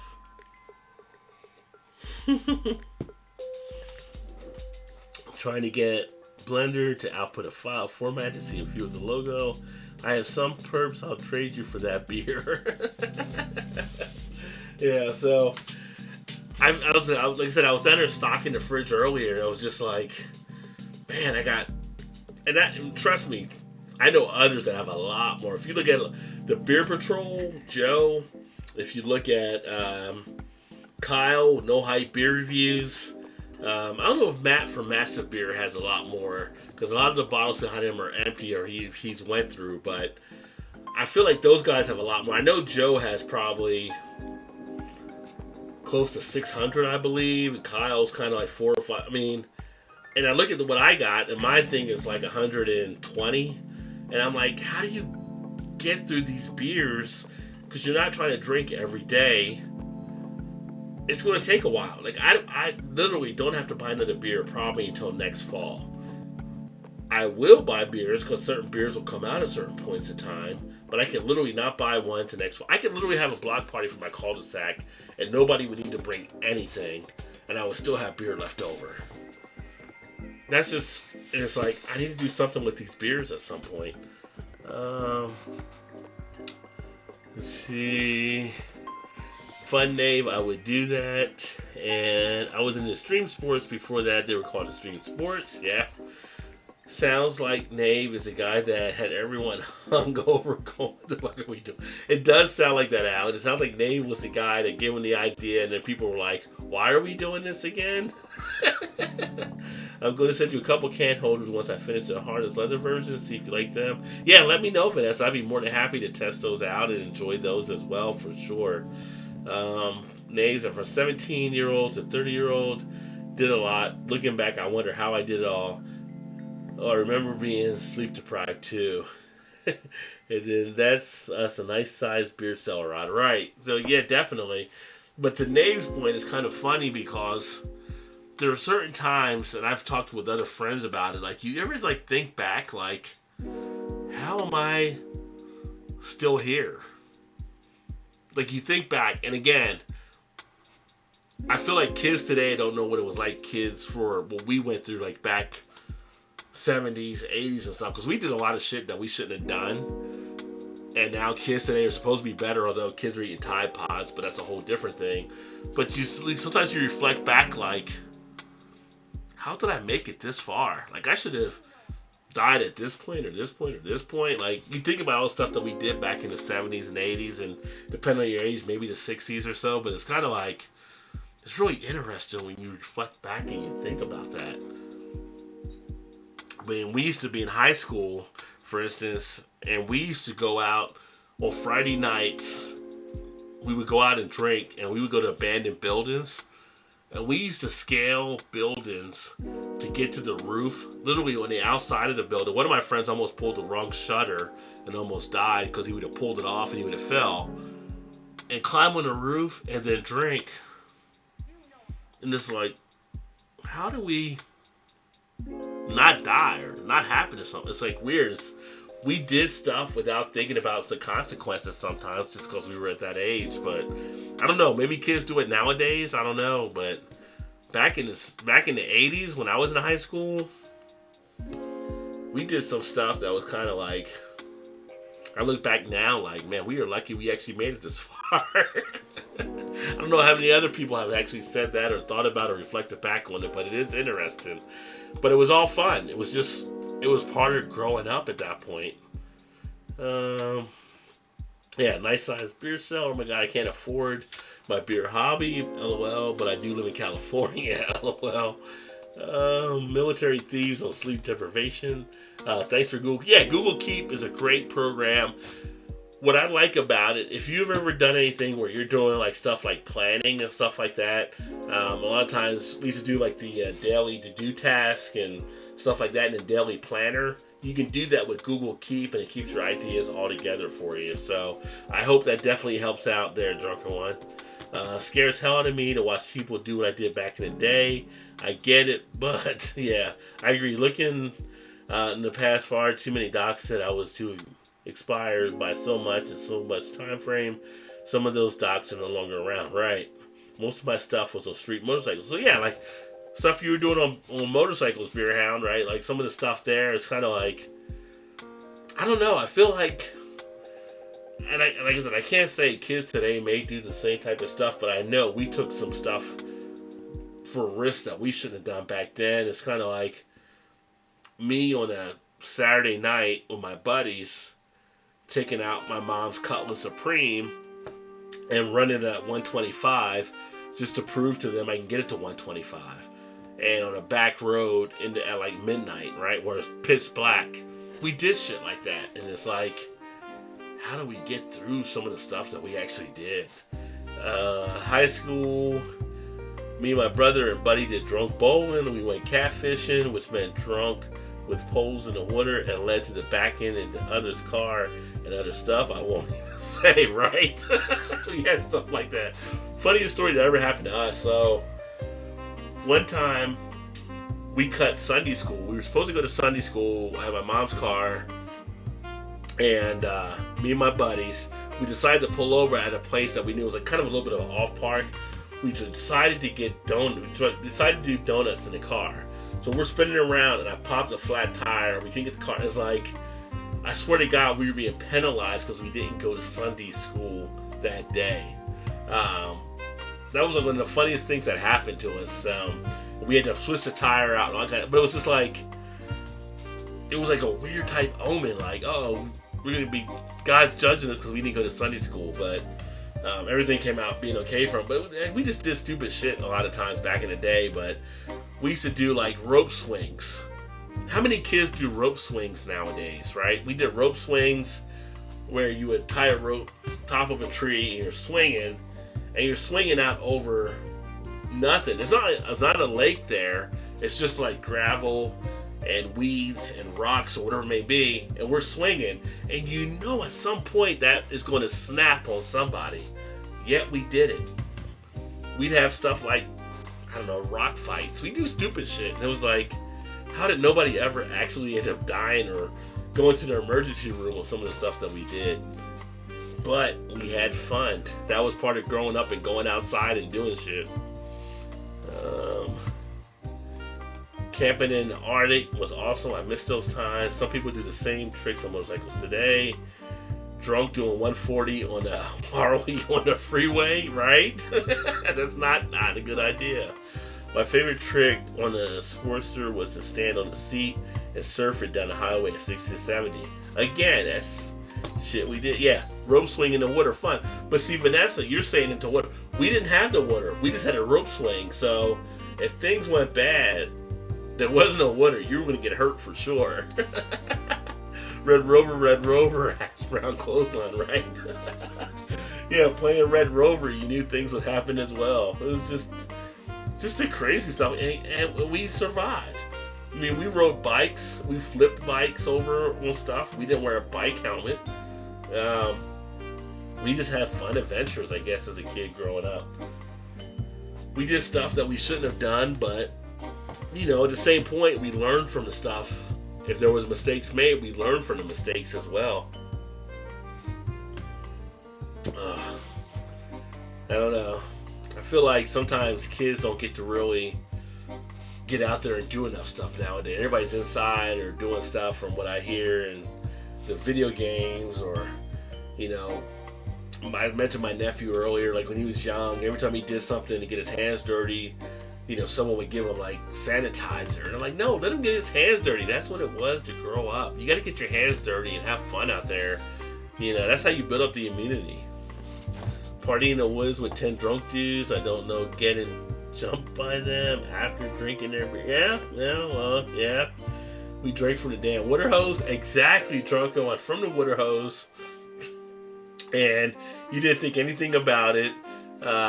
We'd have bonfires. I don't know how many people have bonfires now, but we had bonfires back in the day. We would do all kinds of stuff. Broke my collarbone twice in grade school playing Red Rover. Red Rover could take people out. What's the second grade again in fourth grade? So, Nave, that goes to Blake's point. Red Rover could be a brutal game for some people. Rajay, don't tell no one, but I rode in the back of a pickup truck my whole life. Kids will understand it. Yeah, right in the back of a pickup truck, right? That was something that was fun back in the day. And actually, through the neighborhood, we would have people, like when we first got our licenses and stuff like that, where you might have a friend riding on the hood of the car while you're driving. Now, your friend's only doing like 5 or 10 miles per hour, but you were doing stupid shit like being on the hood of the car while your friend was driving the car because you thought it looked good to the girls. Just shit like that we would do. Hey, what's happening, Swami? Cheers, my friend. Happy New Year to you. It's been a while. Well, water here. We drank from the hose. Still, in spring, we installed a well pump, filled water jugs in the fridges on the patio. I was almost that lucky, Blake said to Nave. Oh yeah, in Washington State in the 80s, drunk on LSD in the woods and bonfires and kegs. And the drunken one said, Swami, yeah, so we did all that kind of stuff. I can remember just my senior year in high school when I played football again. We actually used to party the night before our games. Now, back then, we'd have games like Saturday morning. I never really dawned on me, but afterwards I figured out we were actually partying at the local drug dealer's house. So back in the 80s, you would be there and there'd be a room for just drinking beer or liquor. There'd be a room where people were doing cocaine, or a room where people were doing weed. It never dawned on me at the time that we were actually at the local drug dealer's place partying and stuff until later on when I was in college. But the 80s were just a crazy time. Now, Blake says, cheers, Salami, and then cheers, EB. I'm happy with my networks. Yeah, Blake, you've been having definitely some net issues. Swami says, yes, drunks kiss me. It's 3 weeks into January. LOL, enough with the New Year's stuff. Cheers, Blake. I'm just saying, Swami, I haven't seen you in a while, my friend. Haven't seen you. And he says, hell yeah, Rajay, Blake. Oh, man. It was fun growing up. I can tell you that. If you're not having fun at some point in your life, you're doing it wrong. Because we should be enjoying things as we become older. We only have a certain amount of years on the earth, and really, the timeline of a human is a blink of an eye. So, if you're not enjoying life, you're really missing a good opportunity to do so. Go out there, have fun, and enjoy it, and do what you can for the time that you have, I guess is the thing to say. LSD, Salmon Brook, a huge rock in the middle of the river. I woke up 3 days later. See, Vanessa, she was out there enjoying it. Confession nice, Beerhound says. Vanessa, yes, Beerhound. I don't even remember all the stuff from back then and stuff. There were some things that, I don't know, it was just, you have fun doing things. There's some things I won't mention here that apparently were done as well, but it's kind of like, I don't know. When you look back at the end of life, when you're there and you're 70, 80, 90 years old and you're in that nursing home or whatever, you want to have, if you can, those memories of, you know what? It was a fun ride, right? You don't want to have those regrets. So I'm saying do things while you can do them now and enjoy them so you don't have those regrets later in life. Go out and do the things that you want to do so you can actually have that impact that you want to have on your life. If you want to feel old, check out these kids on YouTube trying to figure out what a regular Nintendo is. Shaking my head. But you know what the regular Nintendo kids do? Give them like a phone of the old school phone where you had to dial around. The old phones where it was like 0 and through 90. Give them an old rotary type phone to let them try to figure that one out. If you look at my early reviews, you will see I was on drugs. I won't say what though. Alright, out. Let's see. That's what I think. 1987, in between contracts with Gov. I was the weird guy in those adventures. I always had a book handy. I read while everyone else was getting ready to do whatever we were doing that day. I feel like, Nave, you were kind of like the Asian kid in the Goonies. Like, you had all the research down. You were kind of preparing the rest of the team as you went forward. And for you millennials that have never seen Goonies, you should watch Goonies. That is a great freaking movie that Steven Spielberg did back in the day. But you always want to have that one guy in there that was probably like Nave, kind of navigating the whole thing taking place. Oh, said I'm going to live forever, so you, Rajay. I don't know. I mean, there can only be one, right? Highlander. So, but it's funny.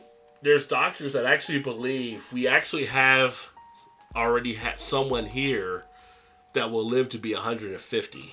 They believe there's already been somebody born that will live to 150, so it'll be interesting to see. Left my ass right. The rotary phone. The rotary phone will screw kids up nowadays. Swami says, so you're saying I should sleep with my sister-in-law or I regret it later in life? I always get the best advice around. I am not saying that, but I mean, if you can pull it off, I guess, but I'm not saying you should. You should be faithful to your other half there. But things have happened. At Dallas VA hospital, my docs asked me to stop bringing math journals to appointments. They hated math. That was my reading material for waiting. Well, yeah. If it was your material and it helped you get through the day, screw what the doctors were saying. I'm good, now I'm clean for a while, just beer and that's all. Well, it's all about setting our limits and knowing what we can do, right, Hound? So, good for you, my friend. So rotary is the new Rubik's Cube, right? So, yeah, rotary phones today would screw some kids up for sure.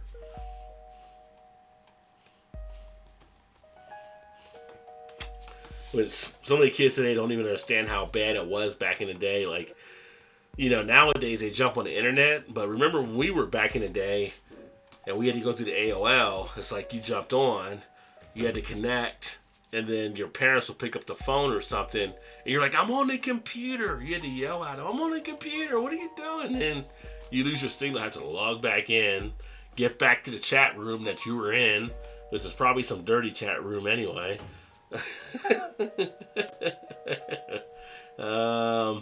Goonies is fun. Yeah, Goonies is a great movie. I love Goonies. It's just it's a fun little thing. It's just, I don't know, maybe because I'm thinking of how it was in the 80s. It was just one of those 80s type movies. Hey, what's happening, Red? Cheers, my friends, at what be going down. Red Beer's in the house. And Blake says Goonies was awesome. Yeah, it was great. I mean, how many times did you quote like some of the stuff from like Chunks and Goonies? It was hilarious. It's me, 150, Le Champion. Yeah, Blake will be the one to make it to 150. Blake, if you make it to 150, tell the story of my life, my friend. Let them know who I was.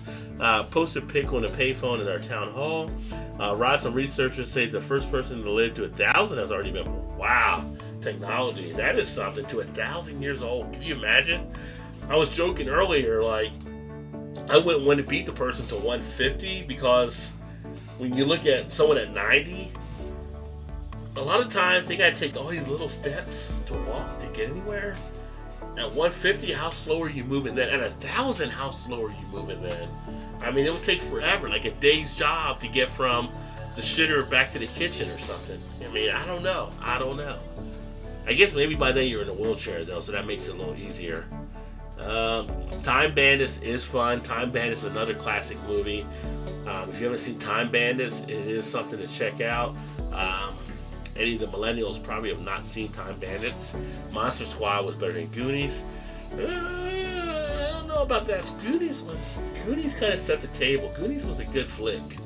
Goonies and Time Bandits weren't great movies, but they took it a unique premise and made it work anyway. See, I liked Goonies. Goonies was all about the adventuring, the friendship. They were in there for the summer thing before things were going to change. I liked Goonies. And who doesn't like Rocky Road?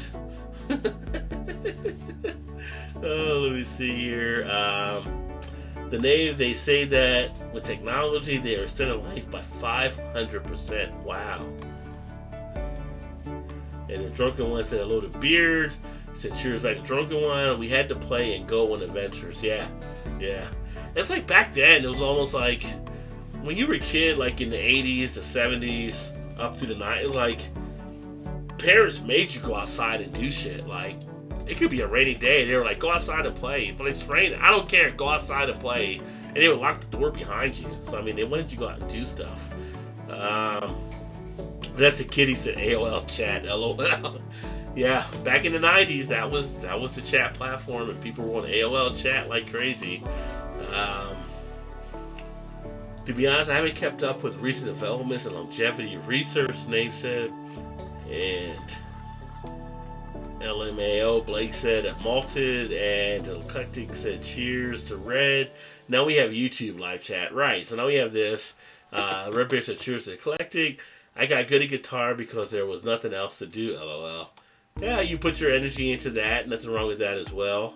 But you did another activity. You got out. You weren't just sitting there playing on the computer or something like that along those lines. They will just transplant your head to a new body. That's kind of scary, you know. What if you don't want that body they put your head on, you know? Imagine being nearly 1,000 years old with the body of a 25-year-old. Okay, so that brings up a good point because, you know, usually joke, at least I know with a lot of guys, we chat and stuff, and it's like, oh, if you could go back to being 18 or 19 or 20 or whatever, with the knowledge you have, like at 30, yeah, so that could be kind of an interesting situation. 150-year-old person moves at 150 miles per hour. Electric wheelchairs with tracks to off-road.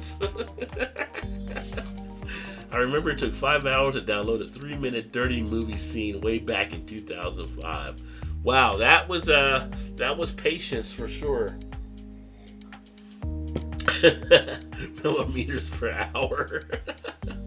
Hey, Beerman, what's going on? Had to do a beer shot with you. Cheers, brother. Cheers, Beerman. What are you drinking tonight, my friend? Body of a 25-year-old, LOL. Yeah, it's like, going back with the knowledge of what you know now, you can have some tricks. 10 and watching, only 5 thumbs up. Do it. Well, I appreciate that, Drunken One. Yeah, more thumbs up are always appreciated. It does help the YouTube algorithm. Beerman, Blake says, transfer consciousness to a computer. Yeah. Dio from Blake, the guy that was supposed to be the first head transplant didn't go through with it because he got a girlfriend. Oh, Blake and Drunken One, Beerman in the house. Alright, yeah. But, you know, we're doing a lot more stuff with the computers for artificial intelligence. So let me ask you this. Is there a possible fear out there of something like a Skynet type situation? Like, there's so many things being thrown to artificial intelligence. Is there a fear that at some point they'll make a computer that can actually start to learn for itself and outsmart humans and create other issues that we don't see down the line? Pacific Rain Northwest, Pale, nice, cheers. Oh, very nice. Nikazi. Well, cheers to that, beer, man. I mean, they're doing so many more things with AI now. I mean, could it get to a point where someone does make something so smart it outthinks the humans, and with it brings more harm towards us than we actually projected it to do. You have to wonder about that at some point. How much control do we have given the computers on stuff? And you look at stuff nowadays. There was a story I posted on the Facebook page, and this is like something dealing with the beer world, where there was a first brewery that actually created a beer using a drone for assistance. So they were programming a drone on what stuff needed to be added to the beer. On a small level, it's like, okay, they're just using a drone to make the beer. But the drone is learning how to make the beer. But on another level, are there other computers down the line that can start to think for themselves and do things down the line that potentially could replace humans in a lot of areas? It's got to be something of a concern out there for something. Blake said, yes. Beerman cheers. Beerman said, AI is crazy. Facebook had to unplug their AI computer after they put machine learning in because it was speaking its own language, is what Alan said. Eclectic Beard. Too much power, bro. Just my opinion, Blake said. Drunken said, I believe so. You see the Watson episode of Jeopardy. AI is going to either save us or end us, says Redbeard. Swami says, as long as it doesn't get programmed with an Austrian accent, I'm cool. Malted always comes with a twist on his comments. Everything is starting to approach this, Beerman says, with quantum, computer, deep learning, machine learning, all that ties together. In 10 years, of quantum computers, all the level to combine it all. So Alan says, Eclectic Beard. And Dave says, Ray Cruzel, a credible man, says we'll fully see AI by 2045. And Vanessa says, we are just extensions of computers then. Yeah, so how do you protect against that kind of stuff to happen, right? You know, we've all seen like the Matrix type movies or whatever, which is, you know, just a movie out there, but it's got some kind of theories that kind of run into some situations. You're kind of like, that makes you think about something going forward. But it's kind of like you have this stuff happening and you wonder, like, do other people not see this? Like, can technology be going too far where people start to harm themselves and don't realize it? That's always kind of the concern. How far do you take technology where you don't take it too far and have it come back to bite you as the human? At a certain point, I always think back to the Matrix movie, right? One of the scenes I love in that movie is that was when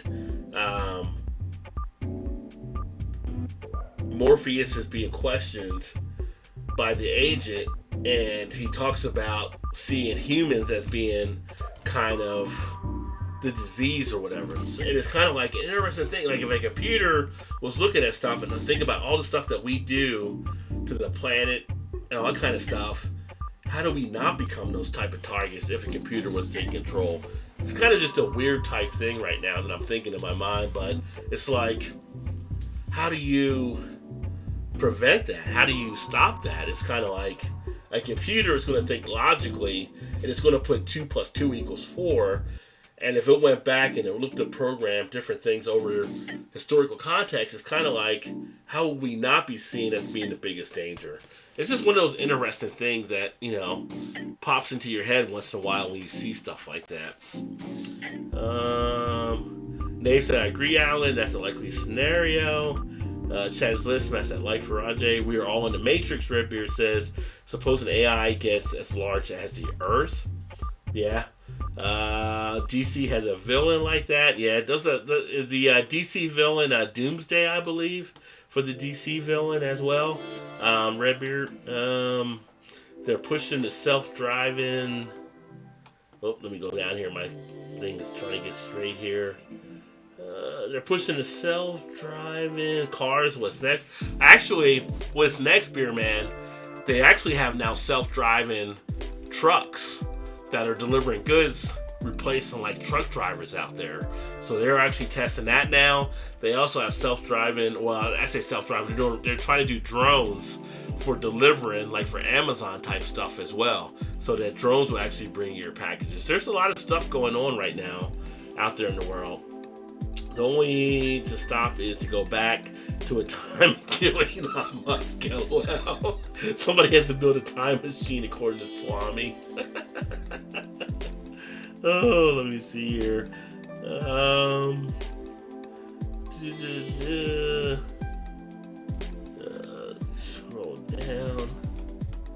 Man, you guys are kicking the comments in here. I'm trying to get to the right spot. Super intelligent AI, that's basically his son.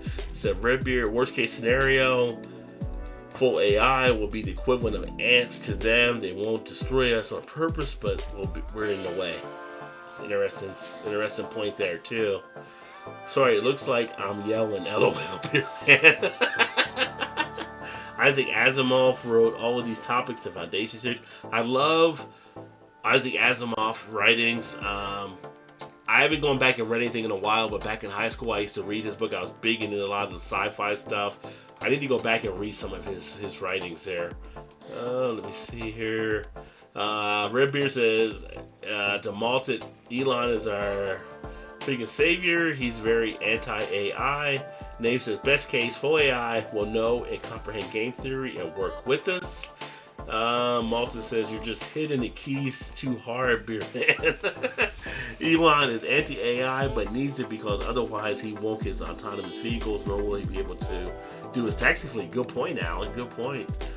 The DC villain is Solaris. Okay, so what's Doomsday then? Because I know Doomsday was a villain as well. Let me scroll down here.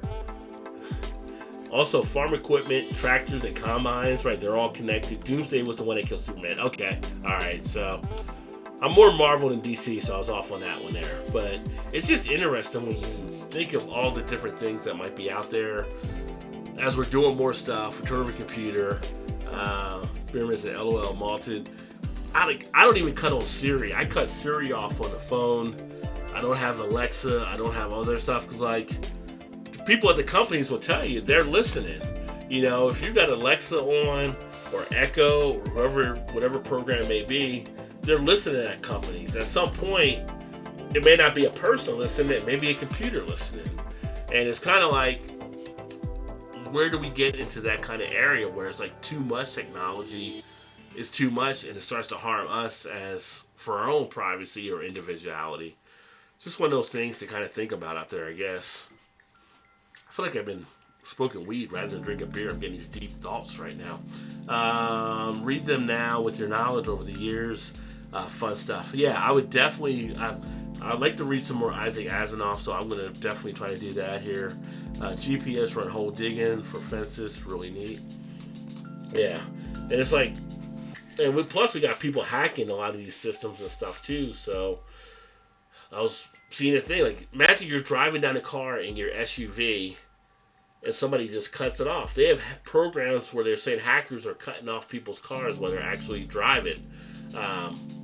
They're doing that as hackers, but if you turn over enough stuff, if a computer thinks you might be doing something that may not be beneficial or might be detrimental to somebody else, they may cut your system. You just never know. The real threat to the future to me is the rental economy, seriously, Uber, Airbnb, and the rest of the stuff. Destroying the service industry, which is pretty much the only jobs left.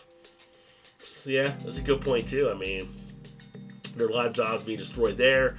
I can say here, like for instance, Kroger, we just added more rows of self-serving for your own cart, so you don't have to go through a line with anybody.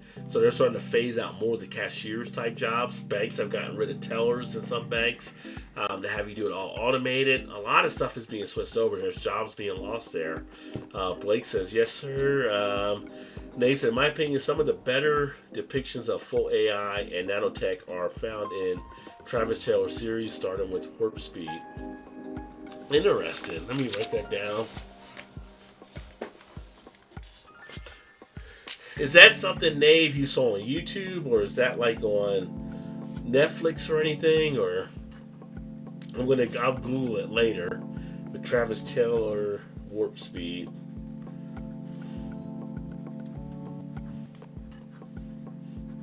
And if you guys haven't checked out Nave, check him out. He's got a great amount of knowledge there, so I'm always interested into what he's saying for sure. Can't argue that point, Malton. I go for Airbnbs all the time. LOL.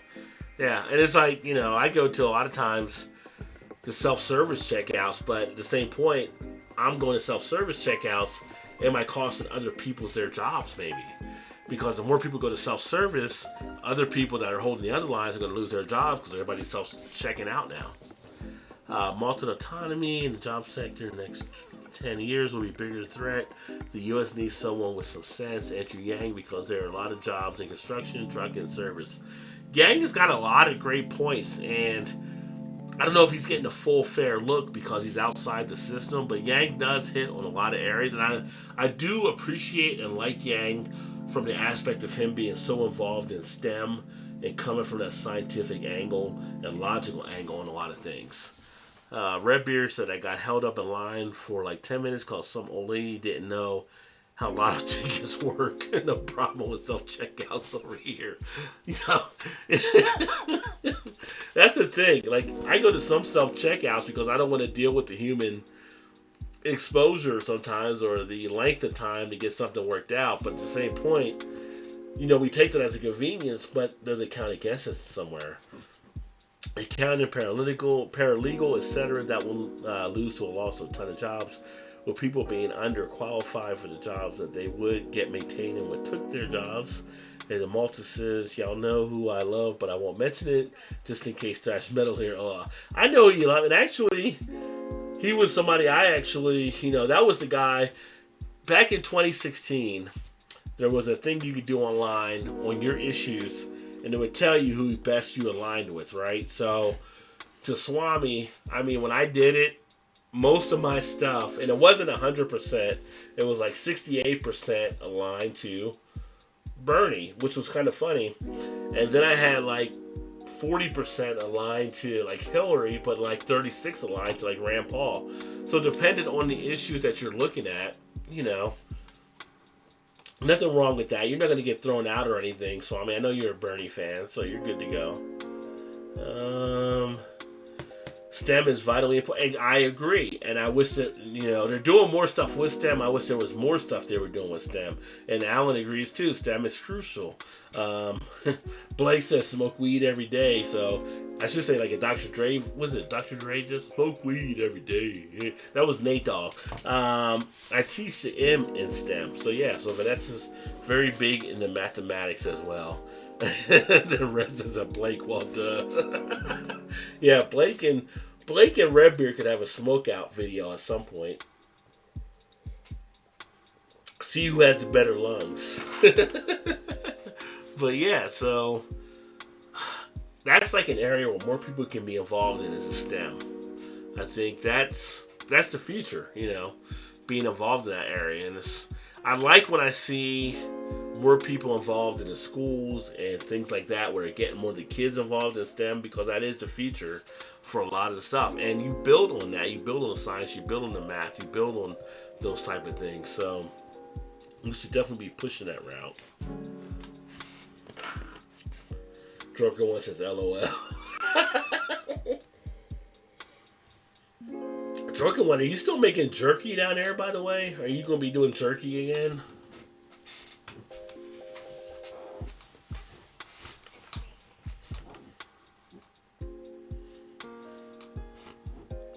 Drunken one makes a mean jerky when he actually does it. A little spicy, but tasty. So he sent jerky to us a while back, and it was really good.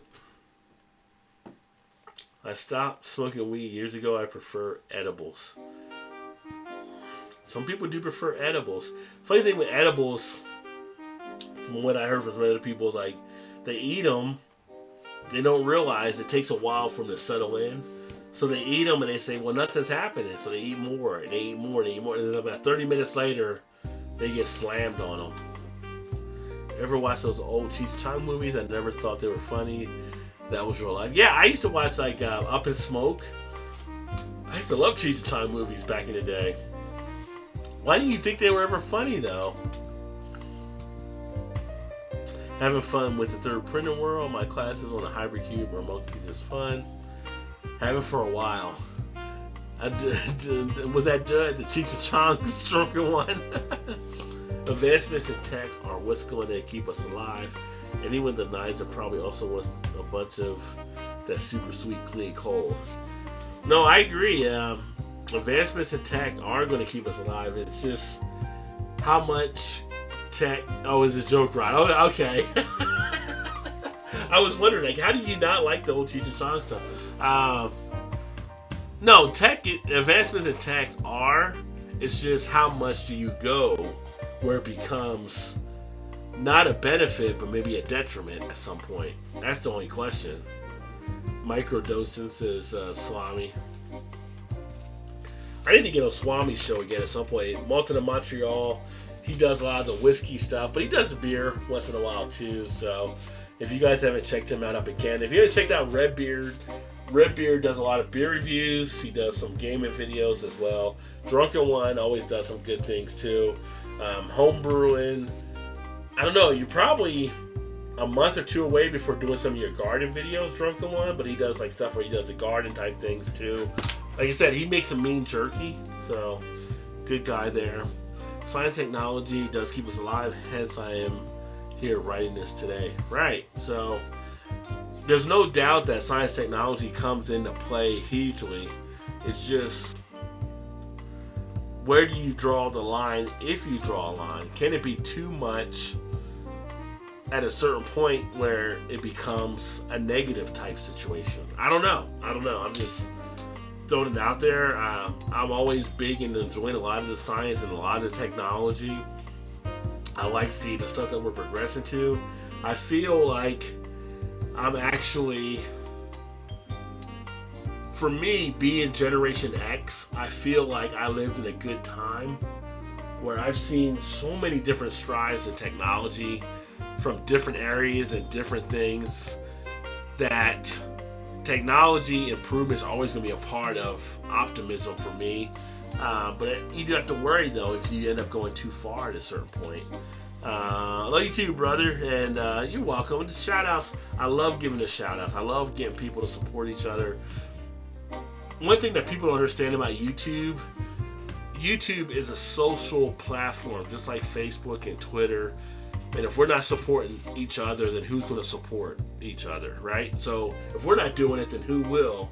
So we have to support each other. We have to give the shout outs. We have to give the love. We got to let other people know they should be tuning in to other stuff as well. So, people, check out everybody here. A lot of good stuff. I love having you guys in. It's always a good time. New Year's resolution, spending more time with family and friends. That's what matters, right? But thanks for the shout out. Oh, you're welcome, brother. But that's what matters. Spending time, family and friends. Like I said earlier, taking time to do things now while you can enjoy it, right? There's people that have the concerns of, like, say, Alzheimer's down the line. Like, you want to enjoy stuff where you can remember enjoying it. Get out, see the world. Like, right now, I need to get to Europe at some point. I need to get to Asia. So I want to go visit other countries. I want to go do other stuff. And you can't keep waiting until a point where you're so old to try to do it. At that point, you may miss out. Something may happen to you. Do stuff where you can actually enjoy it and you're able to get around. And my wife said, people wait till later and then they can't even move around hardly. Like, you don't want to be like that 70-year-old trying to see the world and not being able to really get out there, like if you were in your 50s or your 60s type speak. So you got to try to do it when you can.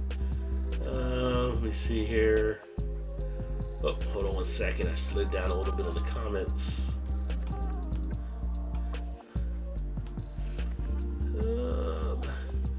Yes, how much is enough? How much effort to stay alive is a cutoff point? Right. So that becomes the question at a certain level. Bicentennial Man, great older Robin Williams movie that does a real good job of showing how technology can be all that helpful.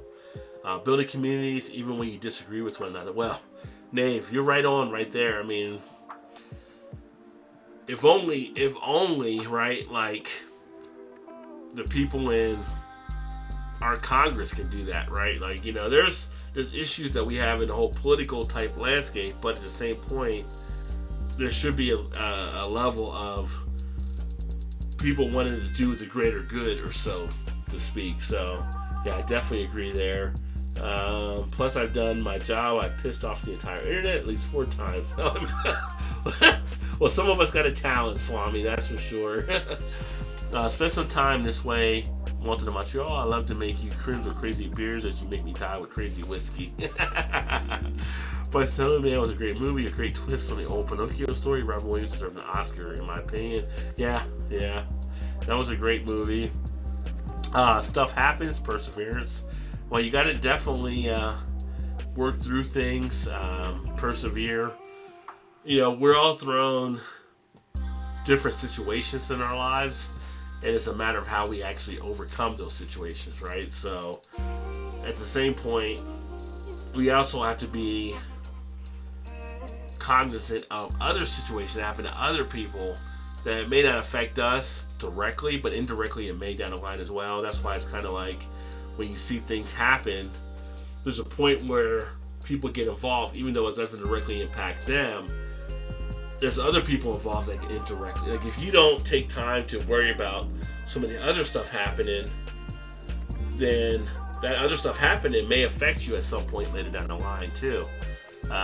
That's always something that's in the back of my mind, right? Like in a simple sense, if you see someone that might be down in their luck that you might be able to help but you don't help, it's kind of like the Spider-Man, like the Peter Parker thing, right? So he didn't stop the one guy from robbing, and that one guy ends up killing his uncle. There's like a concern of that kind of connection out there, right? If you're not helping other people, that may come back and affect you later on as well.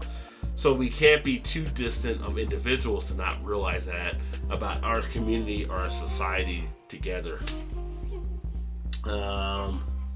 Biggest ridiculous thing down there is your mind-blowingly dumb lack of universal health care. It's political, and it's kind of a situation there. I mean, I know what you're saying, Red, and I think we should have the universal health care. It makes no sense to not have that. And like people will say, well, some of the other countries, they pay this and that. Like our taxes, the way that we pay, I think we could actually have that. But, it's one of those kind of third rail type things. Hey, let's see here. Malted Swami, thanks for swinging in, my friend. All right, have a good night. Is that all right, everyone? Bernie 2020. Have a great night, brother, and definitely glad you stopped in for a bit. Talk to you soon. Empathy for the other humans is critical for that, so I agree. And that's the big thing, is the empathy of it. I just saw a thing earlier tonight with the whole, like, people were talking about the snap cuts that were taking place on some of the benefits for assistance. And they were showing a story on it earlier. 1 million people might be affected that are veterans. That are actually using SNAP assistance to get things going that they need in their life. So it's not like it's just people being lazy at home. You have veterans that serve for the country that are on SNAP assistance and maybe cut off on different things. It's kind of tough to say, but it's kind of like you have to worry about, the other person. It's like the whole am I my brother's keeper type thing. You have to worry about that, because if you don't, those things come back to affect you as well. More compassion in society would be a great thing, in my opinion. Posting up another review. All right, Beer Hound. Healthcare is far too costly to do one's own in a lifetime. If we cut our defense budget from 7 to 2, we'd be doing exactly, Alan. That's the big thing. We could actually cut that, and we're still doing better, and we're still spending a lot more than other countries that are out there. That's the whole thing. It's kind of like, I feel like there's been a fear sold that we have to put all this money into the defense budget to protect the country, when really we are well protected. If you pull up some of the stuff that we have from resources online showing the military spending, the military base, all that stuff, we're already okay versus the next countries that are out there, or even remotely close to us. That's a lot of money that we could be using for other things to benefit the country here. For instance, prescription costs, right? Like, there are people that literally are going to Mexico or going to Canada to get medical type things. Actually, here in Kentucky, still kind of pisses me off, but Rand Paul. So Rand Paul is one of our senators here in Kentucky who bitches about the whole universal health care thing, needs to get a medical thing done. What does he do? He goes to Canada to get the medical procedure done. It's like, what kind of shit is that? You've been bitching about, you go to Canada where they have universal health care, but you're going to Canada to get this procedure done rather than an American doctor. it's just the hypocrisy that drives me crazy. Um, I haven't been rated 100% permanent in total vet since 1992. Permanently retired in 1996. The defense budget of the U.S. is one of the biggest jokes in human history. Agree. And people got to do as well as say. I have an Alzheimer's wife, and we have a homeless, disabled vet in the spare bedroom. Keeps things interesting. I bet, Nave. I bet. Proud to be an American, Beer House says. And it costs to keep me alive, or what? Far more than any amount I could ever make in a lifetime. Wow. And that says a lot. Nothing wrong with that, but you gotta get some issues that should kind of lessen those that proudness. Yeah. It's I mean, health is a big thing. I don't know. I'm in a position where I'm fortunate of what we get from our healthcare. I had a surgery last year that, it met the deductible or whatever, but it's still more than I want to spend. But it is what it is. But I look at people like I get a prescription. Like I take Advair, for instance, and Advair, the pharmaceutical company, will send out a thing where if you use this coupon, you get it for $10 a month. And I was talking to the pharmacist one day, and I'm like, what would it be if I didn't have this here? And she would say it was like $150 a month. And like $150, what do you do with people that don't have the coupon? She's like, well, if they can't afford it, we can't do anything. And I'm thinking, like, how many people get screwed over by that? How many people get screwed over because they don't have enough money to get the medicine they need? I have the money to get the medicine I need, but I get a discount on it anyway. And there's people that don't have the money and they don't get a discount. That's the scary thing about medicine in America. Not to get too deep tonight because we weren't doing a beer chat earlier, but it's just scary. It's just some of the stuff that you see.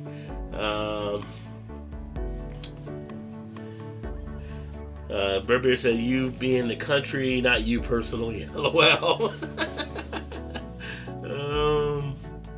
Let me see here. Oh, Blake said, I'm out, fam, tired, good night, smash that like for Rajay. Cheers, Blake, thanks for swinging by, my friend. Sorry you fell out earlier on the eclectic beer with the internet connection, but always good to have you. Beer House says, I have medical and it's free and it's good. And if that's an insurance that actually covers future costs is what is needed. Yeah. I can go to the hospital anytime for anything and it will never cost me a cent. Redbeard said. Beer House said, TV, the Blake TV later, bro. That said, we do not, with our cars, we should be able to help each other to get medical. I agree. Blake said, yes, sir, Roger. So many people get screwed, Rod. It's not right. That's what I'm saying. It's sad. It's like the people that need it the most are the ones that get screwed the most. Blake said, cheers to Beer Hound. Redbeard said, cheers to Blake. One reason farms are so expensive in America is because part of our costs are actually subsided the lower price of farms in other nations. Yeah, I agree, Dave.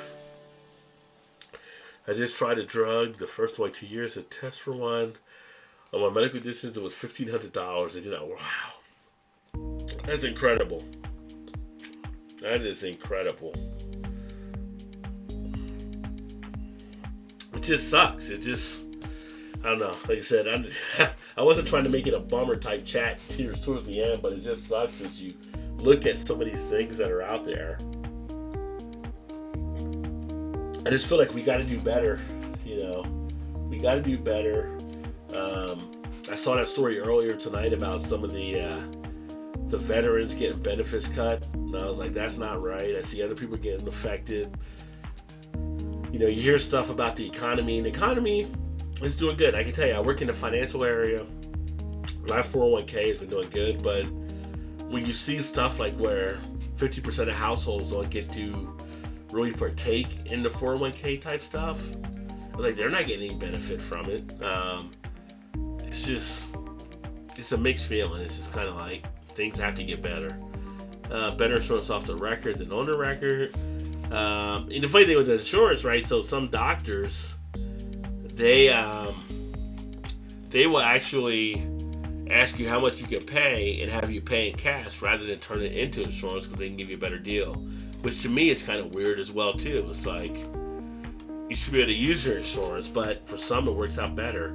Alan says we have serious issues. We cut the defense budget just in half and draw down our troops and cut necessary bases overseas that are strategic, and we'd have a surplus in 10 years. Right? You look inside the numbers, and we would be better off. Vest says I have 4 health insurances. She will be okay. But this is the thing. You have to have 4 to cover your stuff when it should be just 1. I would think.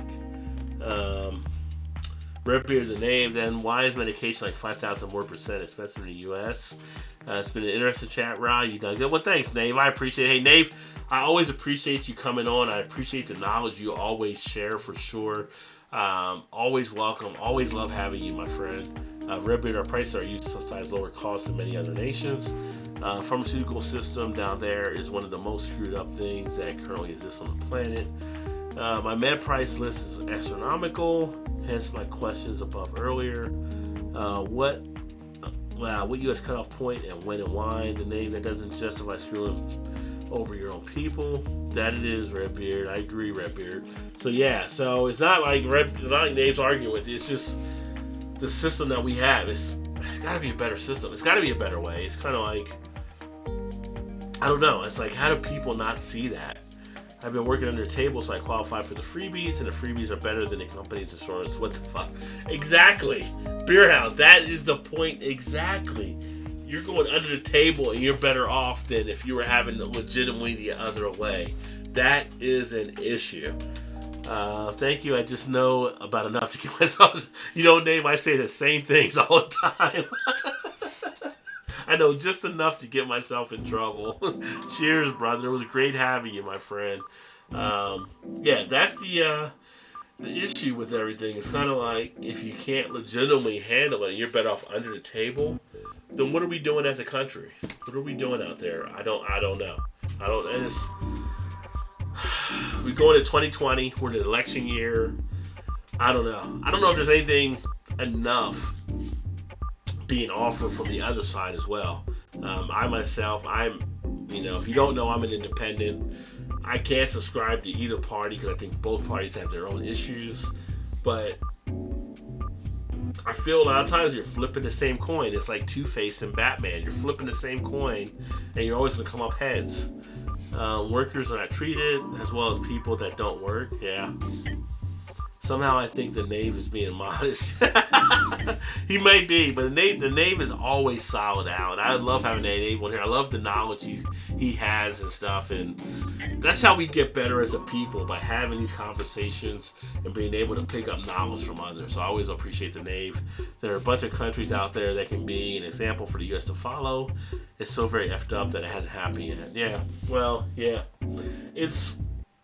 You got a lot of money into the politics. Until you get the money out of the politics, you're going to have these issues. I joke around. I tell people, I say, you go watch Eddie Murphy, the Distinguished Gentleman movie. It's right there in front of you, how you get the politics corrupted by other people putting money into it. Vote for Yang, F it. I like Yang for various reasons. And the establishment probably doesn't. But if he's on there, if he can get it, I'm all for it. I just actually watched the story about his wife that was in that being sexually, I don't know, was molested or whatever by the doctor when she was pregnant, the sex doctor in New York, and that was, I don't know. I felt like I had to go in and kick that doctor's ass myself. I'm just like, that was just some shady shit, and I don't know. And the doctor got off easy by New York. Keep in mind, the same prosecutor that handled the sexual assault that happened with Yang's wife was the same one that handled it with Epstein's thing too. So leave that there. But that whole thing was just crazy, and I don't know how he didn't go in there and want to try to rip that doctor apart. He's a better man than me, because I would have went in there and tried to crush that dude. Let me see here. Vote for stay curious and grow old, my friends. That's how you have time to learn. Yeah.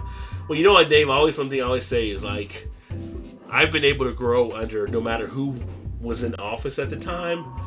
So whoever's in office, find out the game plan they're trying to do, and then you work within those guidelines, right? So it's like find out what the rules are and work within those rules. And whether it was a Democrat or Republican in office, I've always been able to gain. But you got to find out what's on the table there. Stay curious and grow. Even that two parties, what the crap America. Well, that goes back to our whole thing anyway. I mean, that's just the way the Constitution, all that stuff was set, is kind of set us up to be a two-party type system. But there is growing calls for like an independent party and other stuff. So we'll see what happens. But the way it is right now, I mean, it's set up to be that two-party thing. Two major parties in America have the system locked down legally, if you can call it that. No other party can compete. Right, names on it. So yeah, that's where we're kind of put in that position. If the news media didn't have darlings in the race, Yang would murder Bernie and Warren, as he has more common sense policy and how to pay for them. He has the policies. I mean, I like some of the stuff Bernie's saying. I don't like some of the stuff Bernie's saying. But Yang doesn't get the exposure that Bernie or Warren or even Biden gets, which, God forbid, is actually Joe Biden, just because that Joe Biden has more gaffes than any other person I think that ever ran for office, and it's kind of like, how is this guy still out here running? It's like, you're basically going with this guy to lead your party. Again, I'm not a Republican, I'm not a Democrat, I try to look independently on things. I don't understand why people are falling for Joe Biden. You have a lot of material out there, you have a lot of history with Joe Biden.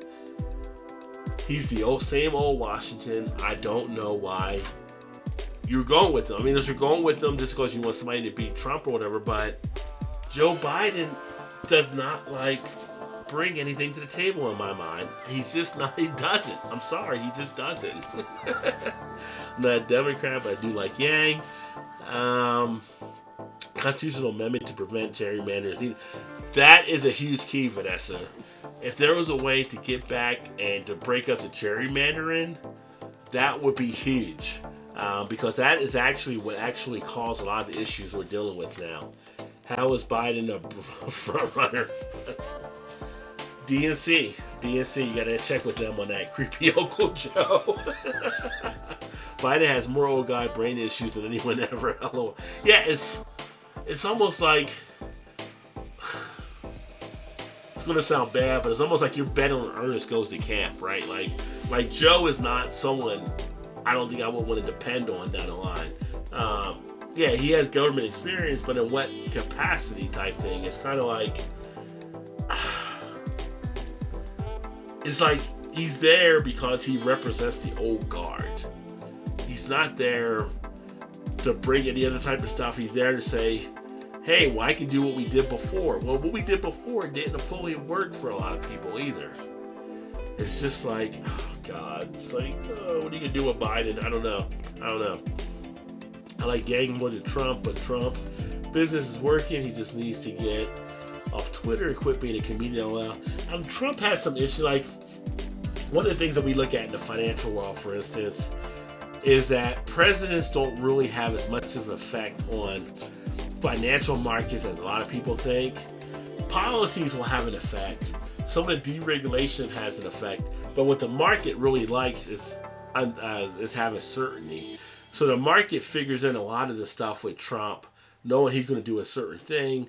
That's already accounted for. It's uncertainty they're afraid of. That's why it's something like a Warren or Bernie kind of presents a problem to them.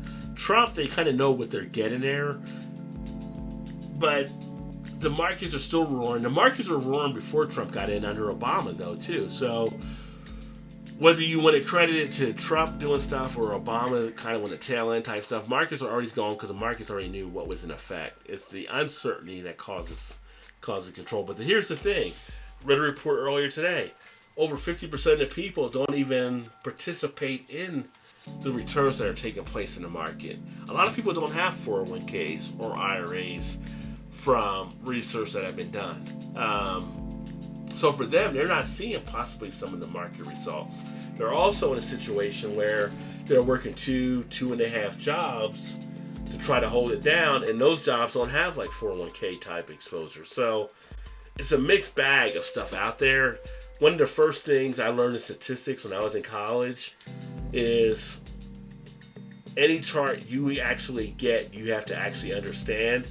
And then any statistician will tell me, what do you want to see? And I'll show it to you.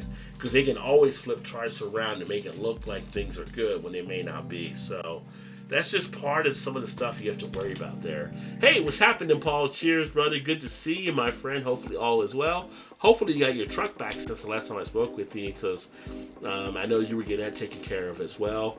Hopefully the girls are doing good too. It says, take that power away from any political party, split the states into election areas, and stop the two parties from rigging their side. I would like to see that happen, Vanessa. I would. I mean, the last election, I was at the DNC, kind of rigged it against Bernie versus Hillary, which I think a lot of people would agree to. But yeah, get any type of rigging out of it, I'm definitely for. Now, Biden is lost his boy, exposed him, right? So Biden is not going to be there in the end, I don't believe. I think at some point he will fall out.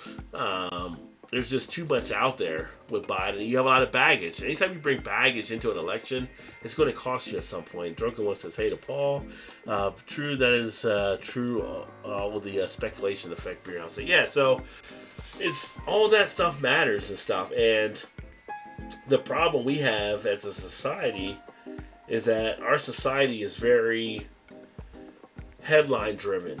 There's not a lot of people doing the research inside the numbers. We take the headlines and we run with them. It's like people put a thing on Facebook and they run behind it and believe it. It's like, well, did you do the research behind that? Did you actually see what it actually meant? Did you see what the context was? And it's like, no. When you dig down into stuff, there's some other stuff that is actually out there.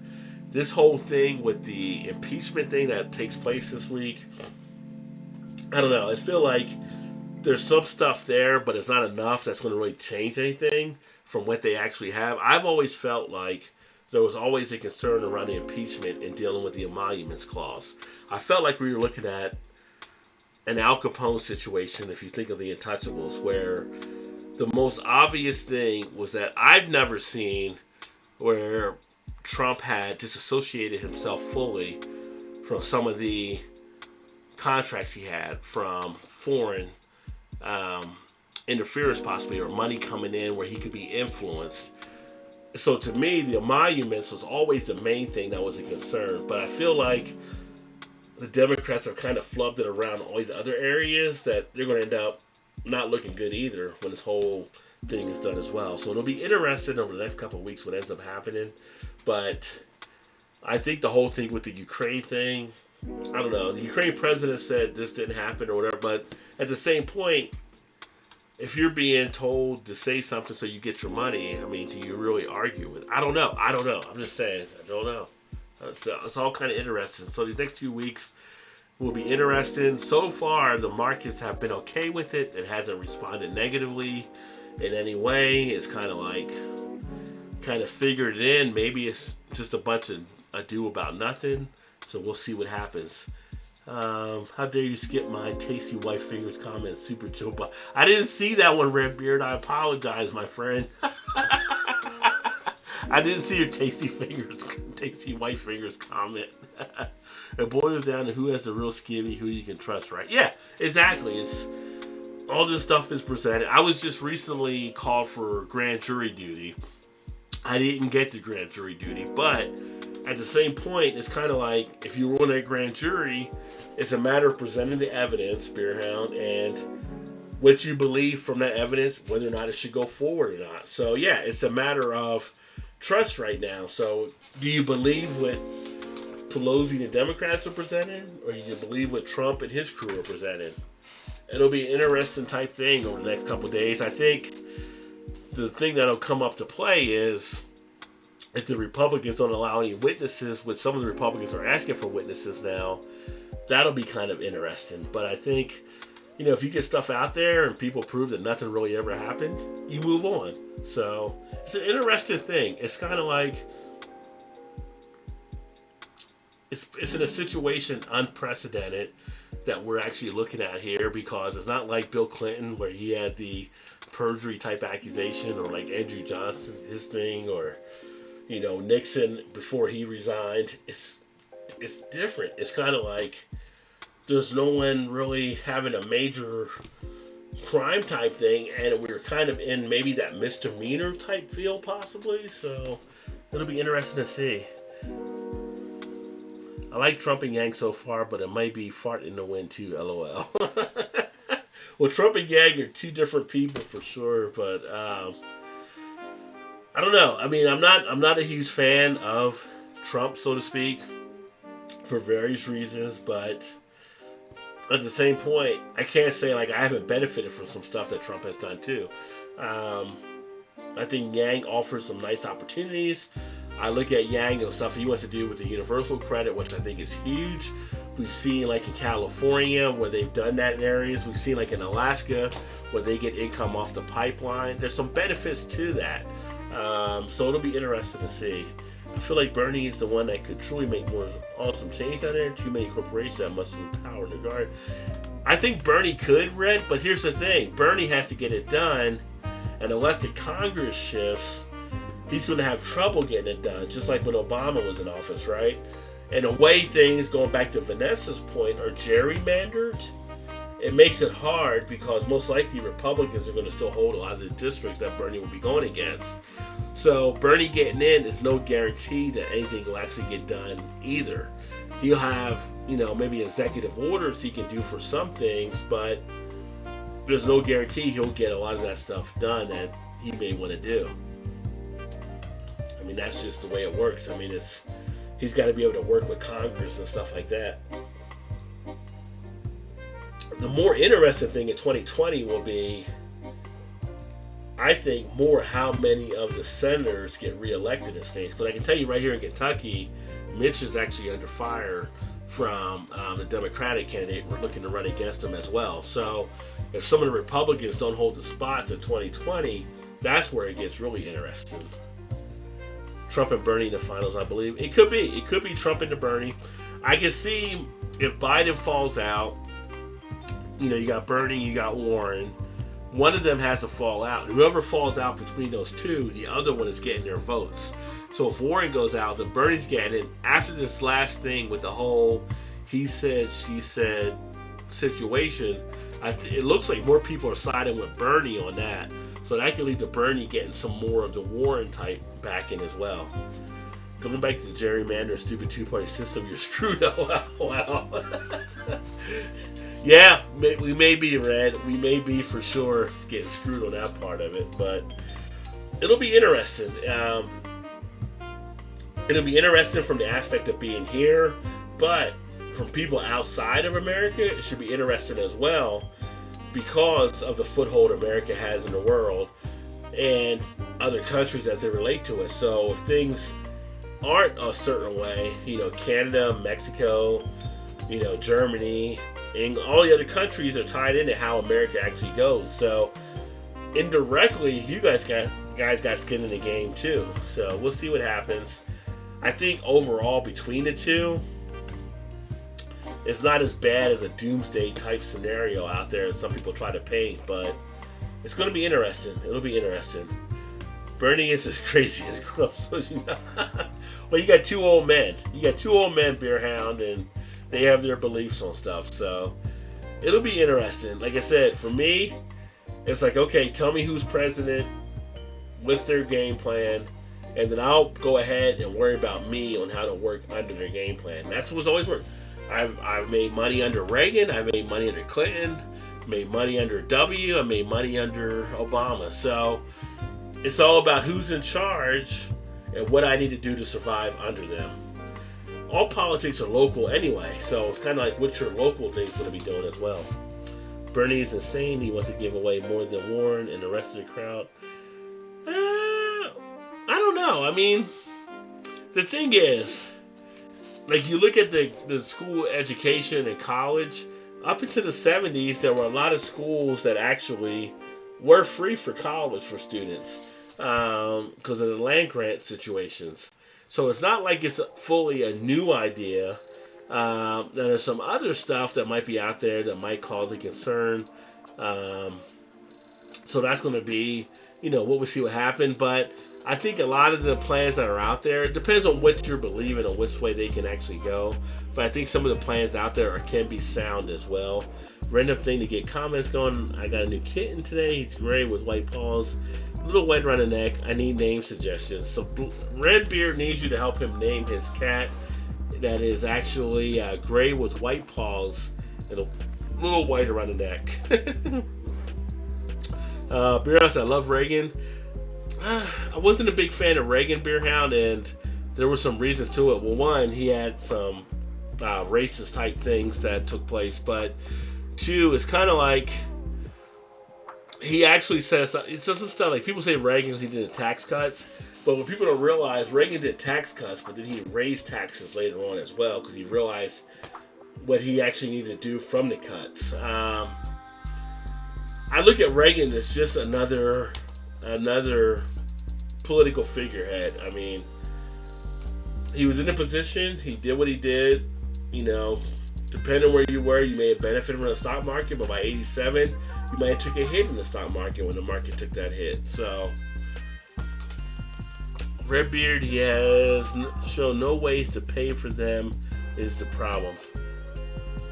Yeah, but then again, can it be that some of the people just held stuff back until they're actually there? I know a lot of people like to show their hands, the cards in their hands, so to speak. But I think he's actually ran some numbers on some of that stuff. Time will tell what actually we can do. Reagan wasn't as conservative as today's conservatives think. That's true, Nave. I thought Nave went to bed early. Nave is still here. So yeah, Reagan today wouldn't be selected by the Republican Party based on his ideas. That's true. He wouldn't be selected based on his ideas nowadays. It's a total change there. Yeah. He totally has. I don't know. I looked that up. Redbeard said eclectic. And hey, what's happening, bum? Holy crap! I love it. 2 a.m. Cheers. Yeah, I'm off tomorrow with MLK, and I decided to do a beer chat, and then we got into other stuff. So we're kind of talking about some of the political type things and things heading into 2020 as well. Reagan put us over $1 trillion in debt. Yeah. Well, now we're at 23 trillion as well on the deficit. Still up. The household hasn't quite settled down yet. Well, I thought you had turned it earlier, but yeah, it's good to have you still here. Yeah. There's, the whole thing is you try not to get locked into parties for just being parties. Different people have different ideas. That's the one thing, like I said, I try to look at stuff as independent and issues. And there's sometimes when somebody will say something on one side, you say, okay, well, that could work, but then it might be something off on something else. There was some soundness in some of the Reagan-type policy, but there wasn't soundness in some of the follow-through, in my opinion, on some of the stuff. Plus, you can go back and trace a lot of the homeless-type stuff we're looking at now was because of Reagan, as well as the cutting they did for a lot of the funding for some of the mental illness facilities and people that needed to have that kind of stuff. That Reagan pretty much put out on the streets that kind of led to some of the homeless funds, the homeless situation that we're in right now by him cutting the funds. So there's a lot of stuff out there. You cut education, which I feel in a way kind of hurt the education level of our country because you see a lot of that repercussions nowadays. So it's Reagan is a weird type thing. But like the Allen said, that's right, what Nave said, he wouldn't be elected by conservatives nowadays. He would have been kind of that too moderate or whatever, I guess you could say, for what they would have looked at. Spent the last 2 days ripping apart a household. It was so much fun. There's a bit of fresh air in politics. Yeah, I wasn't trying to get to politics, Beer Hound. It just ended up happening. But at the end of the day, we're all trying to do what makes our situation better or our family situation better, right? I just think people have different ways of trying to get there. And what we don't have in Congress nowadays is communication between both sides on that type of topic, which is causing a lot of the issues.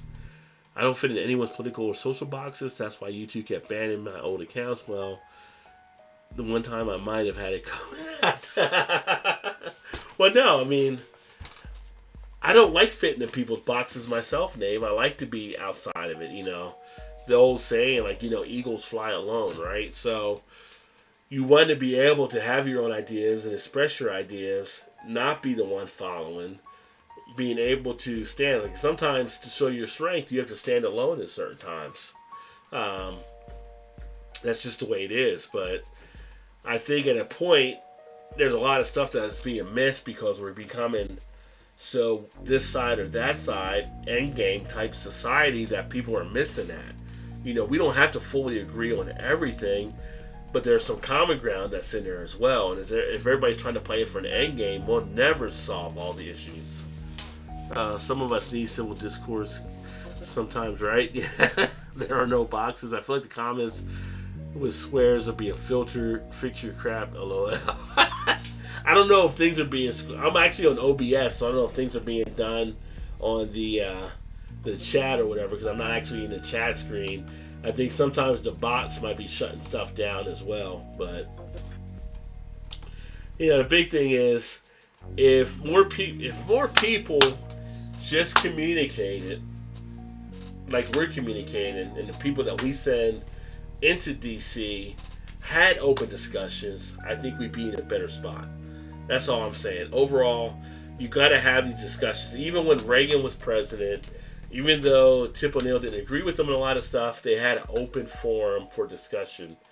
That's what we're missing today in politics. It's not always an end game situation, and people need to realize that. Do you ever pee, LOL? Yes, actually, I have to go pee right now. So it's funny that you mentioned that. I've been shaking my leg the whole time.